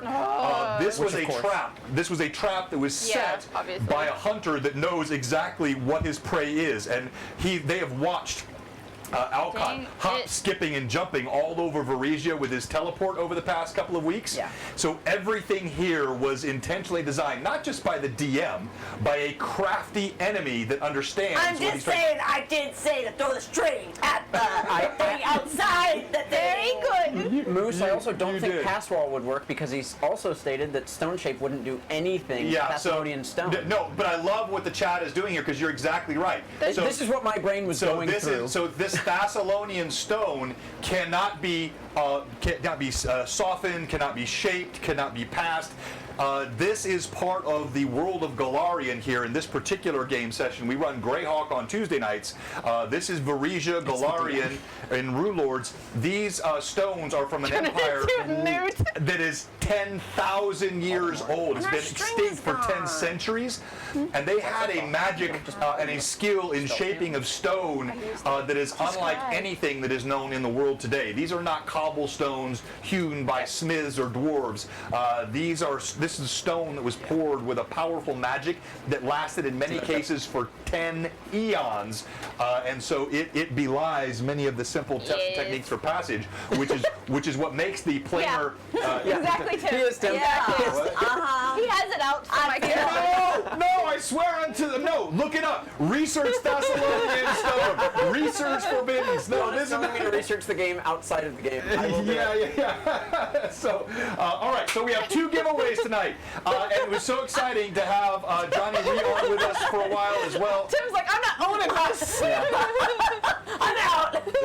So a reminder, don't blame me. Tim made me do it. But we do have a very special He's Lore Masters disavowed. Arcanum coming up on the 28th, where we're going to have Johnny Ree, we're going to have Chris Baggers, we're going to have Jason Roy, all from Tailspire on with us that night. It's going to be a huge show. We're going to blow it out. We're going to have a lot of giveaways that night, and then Jay, Lord Gazumba, streaming right after us. You just saw a touch of what this tool can do today. There is so much power water level in thing this was system. awesome. Yeah, I like that little effect. I thought Watching that was it kind of a neat slowly thing. Now the rise. water level was slowly rising on her head. So we use it more as a VTT style tool on Tuesday because my players are all over the country. Right. For the tabletop that I run on Sunday, it's an extension of my minis and terrain. So it really shows the flexibility and the power of a tool like this. You can fit it into your system in any way you want, and it is just absolutely incredible. Hey, Jay! You'll be traumatized. Was it? Yes. All right, we get to watch Ear to Drown. That wasn't traumatizing at all. All right, so now it is time for one of our take a plunger to drain the hallway. All right, our first giveaway, a Mike Disney Overgourd print. So this is your last chance. Type exclamation point Mike. The Yes. string is gone forever. I can't answer those questions. It's a waste! Exclamation Well, A point. complete waste! It wasn't a waste in the moment. All right, exclamation a point Mike waste. in the chat. Here, I'll type it in there cut for your you so you finger can off. see. And It this blew gets me you up. in the I'm giveaway. glad it's gone. And then right after that, we're going to go right to our grand prize giveaway today, which is this custom laser Okay, engraved 9 fingers. blue box mini holder here, which is fresh from Ferox Fabrications, our sponsor of the week. Right, It's so they need to get magnetic. therapy. You attach Yeah, your blue mini box. to the magnetic base, and it makes Yeah, life so we much do. easier. You could be the first. Therapy session. Yeah, you could be the first person on the planet to have one of these Ferox fabrication things. All right, here we go. Our Mike Disney Overgourd giveaway is, and this one is not It's going to be a just the one roll-off, roll. so whatever name pops up, you won, and the winner is Shift 70 Up. Hey, Shift 70 Up. Now, you must be present to win. Are you still in the chat? Hey, Vegan. Say hi. Yes. Yeah. All right. Congratulations, So Mike Shift 70 Disney Up. Beautiful is print Shift for you. 70 up. Yes, you're gonna love that. And I think I already have your information. Let me check. Do you? I don't know if I've ever. No, I guess I don't. All right, so Shift 70 Up. You have to go into our Discord. The Discord creds are going to get popped in here right now. You go into the Discord, and you're going to direct message me your name and your mailing address, and we'll get that Mike Disney print out to you right away. Now, Nope. This is Runelords, not Greyhawk. yeah, all right, next one, we're going to do Ferox. So, Yeah, You're I gonna- always you're gonna send in my type- winners. you're going to type exclamation point Ferox. Here, let me show you to make it easier for you. Ferox, spelled just like you see on the screen there. Ferox, Ferox Fabrications. This is for the mini holder giveaway, which is super cool. And then Ferox. So the way we do this is our roll-off. Now, as we do our roll-off, as always, we have a stream MVP. Oh. MVP. You, our viewers, get to choose the stream MVP, and in this campaign, because they're higher level than Tuesday night's campaign, it's worth 2,000 experience points to the player if you give them stream MVP. Huzzah! So, Amen. He's not gonna be on the list this week. yeah, I did a great job with that NPC, right? All right, so we're going to go around the room, and each of you are going to tell us why you should be stream MVP, and then we will roll 3 times. So don't get too excited. If you see your name pop up, Kills for Irna. it doesn't mean you've won yet, because you have to win the roll to win this super cool mini holder from Ferox Fabrications. All right, In Cade, 5e, it can give you gills. why should you be stream MVP? Huzzah! I should be stream MVP because I'm Cade, and that's why. Well, not much fighting in this episode, but I did, slip a feather into my back pocket, and then I thought you were going to say something very different. and then, I just think people should listen to me. So I think I had pretty good ideas that were ignored, and they could have been spectacular, but I was robbed. But just think in your mind, me ideas were very good. MVP for possibility of great ideas. All right, and you will be able to vote in just a moment. All 3 players have to go, and then the MVP vote will appear in the top right-hand corner of your Twitch screen. All right, Kay, To be fair, Kay did suggest using the string on Yes. the I did. runes. Oh yes. And that I was simply dropped it on activated. the ground. That happened. And also, you had some great interactions with Alcott's mom. I did. Oh yes. Those are questionable. they happened, and we They have to did. talk about that. No, DM cannot be MVP. No, sorry. I appreciate that, Big M, but no, the DM is not eligible for stream MVP. This is only for the players. Okay, so the first, the roll. 888 Mark! You're rolling for Mark, D&D player. 888. Long-time streamer. He's won before. He said and very nice things about Cade. He did. All right. It's the most villainous persona. Yes, you can definitely vote for me for that. All right, Alcott, why should you be stream MVP? Alcott should be stream MVP for taking care of his mother and sister at the beginning, making the hard, tough choice to send them off back into town, away from their family home. Mm-hmm. Possibly the best chance they could have within a small time period to stay safe. Then doing his best, getting the party some horses to get to her brother even quicker. Helping detect whatever he can throughout the woods, and learning the nature of the magical glyphs that are in here, despite the fact that we are unable to do anything about them. At the very least, it lets us be aware of the situation. That's actually not true. Yes, I mean we've done something, but this magic is so strong that even Alcott doesn't understand what's going on and doing his best, but it's very frustrating. And then dispelling the rune on the ground, despite that doing nothing, and then hopefully getting a globe around Irda's face to maybe get some air there. And you don't know that it did nothing. Don't make too many assumptions about what you have or haven't done. You're right. All right, so Alcott, great job tonight. And I love the role play. Always do a really good job with your magic and Just sort of trying to bringing your use it spells as to much life. as I can. And this is a frustrating episode for Alcott because a lot of this was designed by Ixen, and clearly not by Ixen. His master, Yes. you would be smart enough to know his master has been here. If those glyphs were cast, those were not permanency glyphs on that floor. Those glyphs were cast recently enough, and the power, Ixen is not 16th level, right? So clearly, you are up against something here that has influenced this at and least. he's just holding it for now. Yeah, exactly. He's being the little bad guy. He's just, So little while we're stinker. talking here, I'm just playing a little bit with Tailspire just to see some of the other effects that you can do with yeah. it. Light level difference there. Yeah, the That's light awesome. levels are super cool. I and you love can that move the your- afternoon sun brings out some reds. Yeah, exactly, and you can isolate can- effects. yeah, you can change So the like you can do color like this is an stuff. isolated red effect. If I go to this, it brings That's out more awesome. of the greens, and you just have so much power with this Well, and tool. you can change the angle of the sun as well as like Yeah. you can change it from night to day, but you can also change the angle of like where the sun is coming from All right, too. Alcott, Oh, we'll be like rolling this for. way. this and way this and way. this way. Alcott, you are rolling for Began 1. All right. Vegan. Oh, and Vegan Hey, like right, just follower. And Began just followed us this month too, a newer follower. Yes. I think just a week or so ago actually followed us. one And so dice Vegan. He is down. He gets so yeah. Plastic or tiger's eye. All right, so and yes, so subs get Tell 2 me. dice, followers get 1 die, so it's like advantage for subs. Yep. All right, and then Oh, so what you waiting for? why should Hit that sub.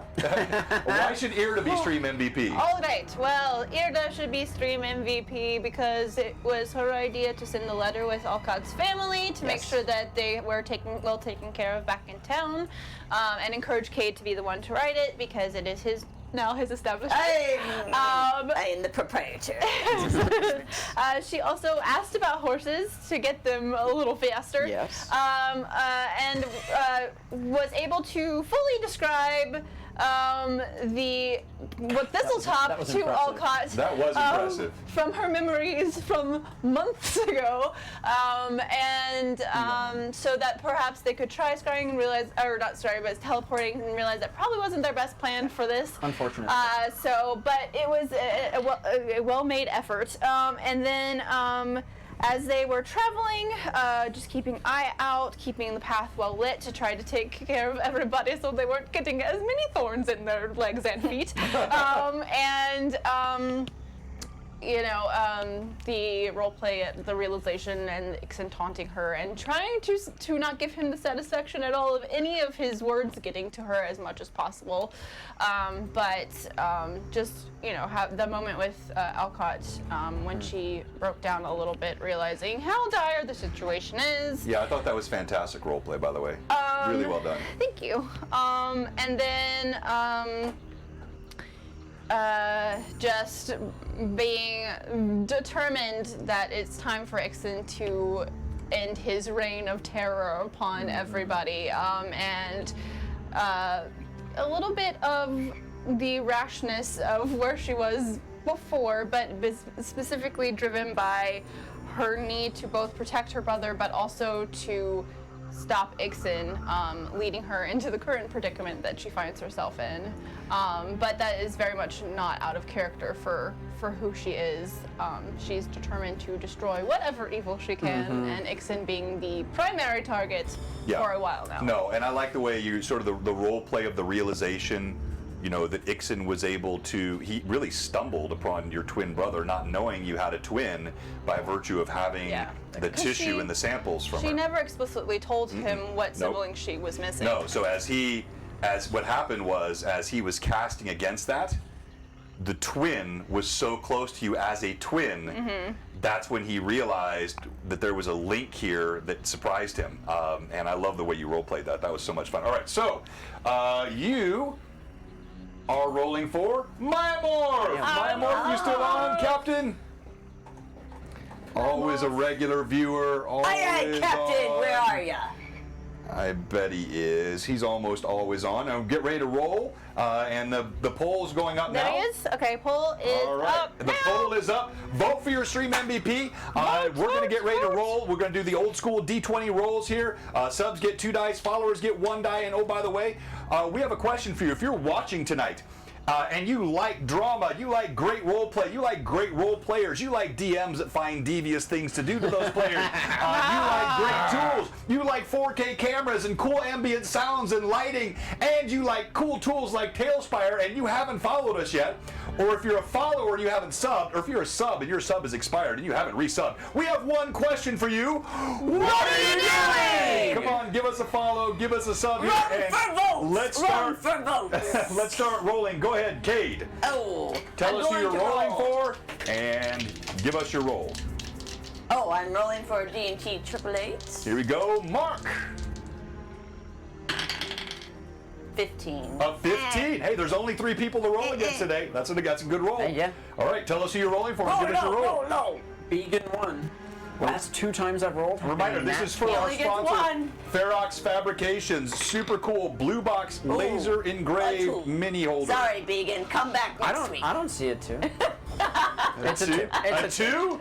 All right. All right, now. I tried my best. All right, tell us who you're rolling for, Irda. Roll low. I am roll rolling low. for Captain, my All lord. right, and then, because I want to hold the suspense until the stream MVP is done, so you rake your roll, don't look, and then you tell us once the stream MVP hits, and then Don't we'll even look conclude the at your own stream. Okay. Just drop the dice and don't look. I didn't look. Cade, stop! All right, so as we're waiting for the stream MVP vote, it's up there in the top right-hand corner. Click it. Hey, thank you for the follow, Triune01. We appreciate that. Intense. We're It's taking so long. Yeah, so if you missed It's it 3 earlier, minutes so that everybody has a chance I'm to just showing a little do bit of it. Tailspire here while you so are vote. we not One saying thing I who- want to say that I love about Tailspire that I initially thought was weird is I thought that all the fire was really low. I thought that your thing was running really low FPS, but no, the fire moves Exactly, like it's that. I love it. intentional. It's so stylistic. It is. It's a stylistic flame. Yeah, we're not running low FPS here, and it's we're running in the 4K here. I can get actually even a little better FPS. But there's a beefy box. So. Oh, you can break the tie by voting for K. All right, so There we we go. see it is close. It is close. Oh, we got a 9, 10. Oh, it is so close. All right. So if you missed it earlier, and this is something else I just love about the tool, how quickly you can move back and forth between scenes. So we're gonna go right back to the scene of where Irda is. Look around. Find all the secrets. She is trapped here in this hallway, and the water effect was super cool. And of course, we have this in the dark. So I'll bring back the atmosphere setting that I wanted. Did you see and what if I Tim just said in apply the it chat? to the board, it stays like that. And that's Irda now trapped in the water. Irda Yes, is our you stream did. MVP. And 11-9, Irda is the stream MVP. We love the Yes, sympathy I vote do here. remember, Tim. Thank you so much. All right, so the roll was a 15 for Mark, D&D 888, and you're rolling for Myamorph, and I mean, I got a 2. you got a 2, and your roll was 17. a 17! Oh! I'm so sorry. Congratulations, My morph got a 17. Captain Myamorph. Awesome, well done. And so, as we get ready to sign off, reminder, this Tuesday, very special stream. We have Josh, NPC Voices, who plays Brim. He's going to be doing a one-shot on Blue Box on Tuesday night. You are not going to want to miss that. It will be a blast. Then we'll be right back here, same time for Lore Masters on Sunday. And then our regular schedule, Tuesday night Greyhawk, which is the 27th. At 5 o'clock, and then the big show up on your screen, the 28th. We have Johnny Ree, we have Chris Roy, we have Jason Roy, we have Chris Baggers, head of development, all the head guys from Bouncy Rock, makers of this incredible tool, Tailspire, will be on with us live that night. It is going to be a show you will not want to miss. And Jay and I are doing a double header back to back. He's got an all-star cast of old school D&D guys coming on at 7 o'clock right after our show on Tuesday the 28th. So just all kinds of fun D&D stuff coming. Yes. Real quick, about Blue Box Con. Oh, okay. So if anybody wants to go onto the website, you have to buy tickets. If you're going to the Renaissance Festival, you have to buy tickets online. And I believe only. they just opened up Yes. purchasing. Yeah. So- and there is a limited amount of tickets Yes. for Per each day. day, so make sure you get yours And I believe they are $25 a ticket. They're 25 for adults and 15 for children. posted these in our above Discord yet, or- 5. Yes, there are Yes. links. Yeah. All right, and let me give one last shout out. If you're not in our Discord, you want to be in our Discord. There's all kinds of fun stuff that happens there. There's regular memes and funny posts and So much fun fan stuff. art. We've got now our Friday night crusades Yes. that are done with Castles and Crusades, Trollord Games. That's not streamed live. It's only in our Discord. Right. It's just a fun, low commitment way for people to get together and play D&D online on Friday nights. There's a whole channel for Friday Night Crusades in our Discord, and best of all, our Discord is free. So come on, join it, and thank you to everybody. Thank you to the fans today. Great fan chat support.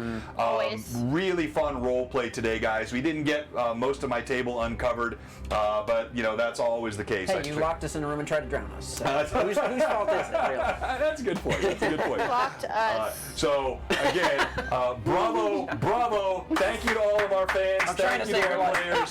Thank you to all the Mad appreciate it. Chatters. And now let's give a raid. So let's see who's out there in Twitch land that So we annoying want to that I wish raid. Let's see who is on right now. Oh! I know who we're gonna raid. Demon Goon. I signed up for his Patreon. He is the best Tailspire builder out there right now, and he's building live.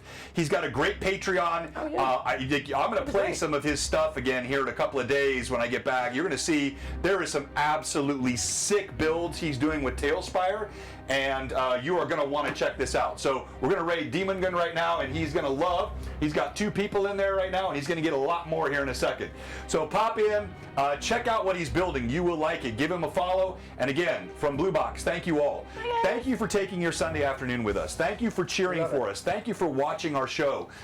We do this Twitch show because we like interacting with the fans. We love what you guys bring to the show, the chats and the funny stuff and the memes, but also all the heartfelt thank yous and congratulations and the messages that you send. They mean a lot to us. They mean a lot to the players, and we are just very, very appreciative. So, raid. Boom. Done. And we raided with how many? 47. 47!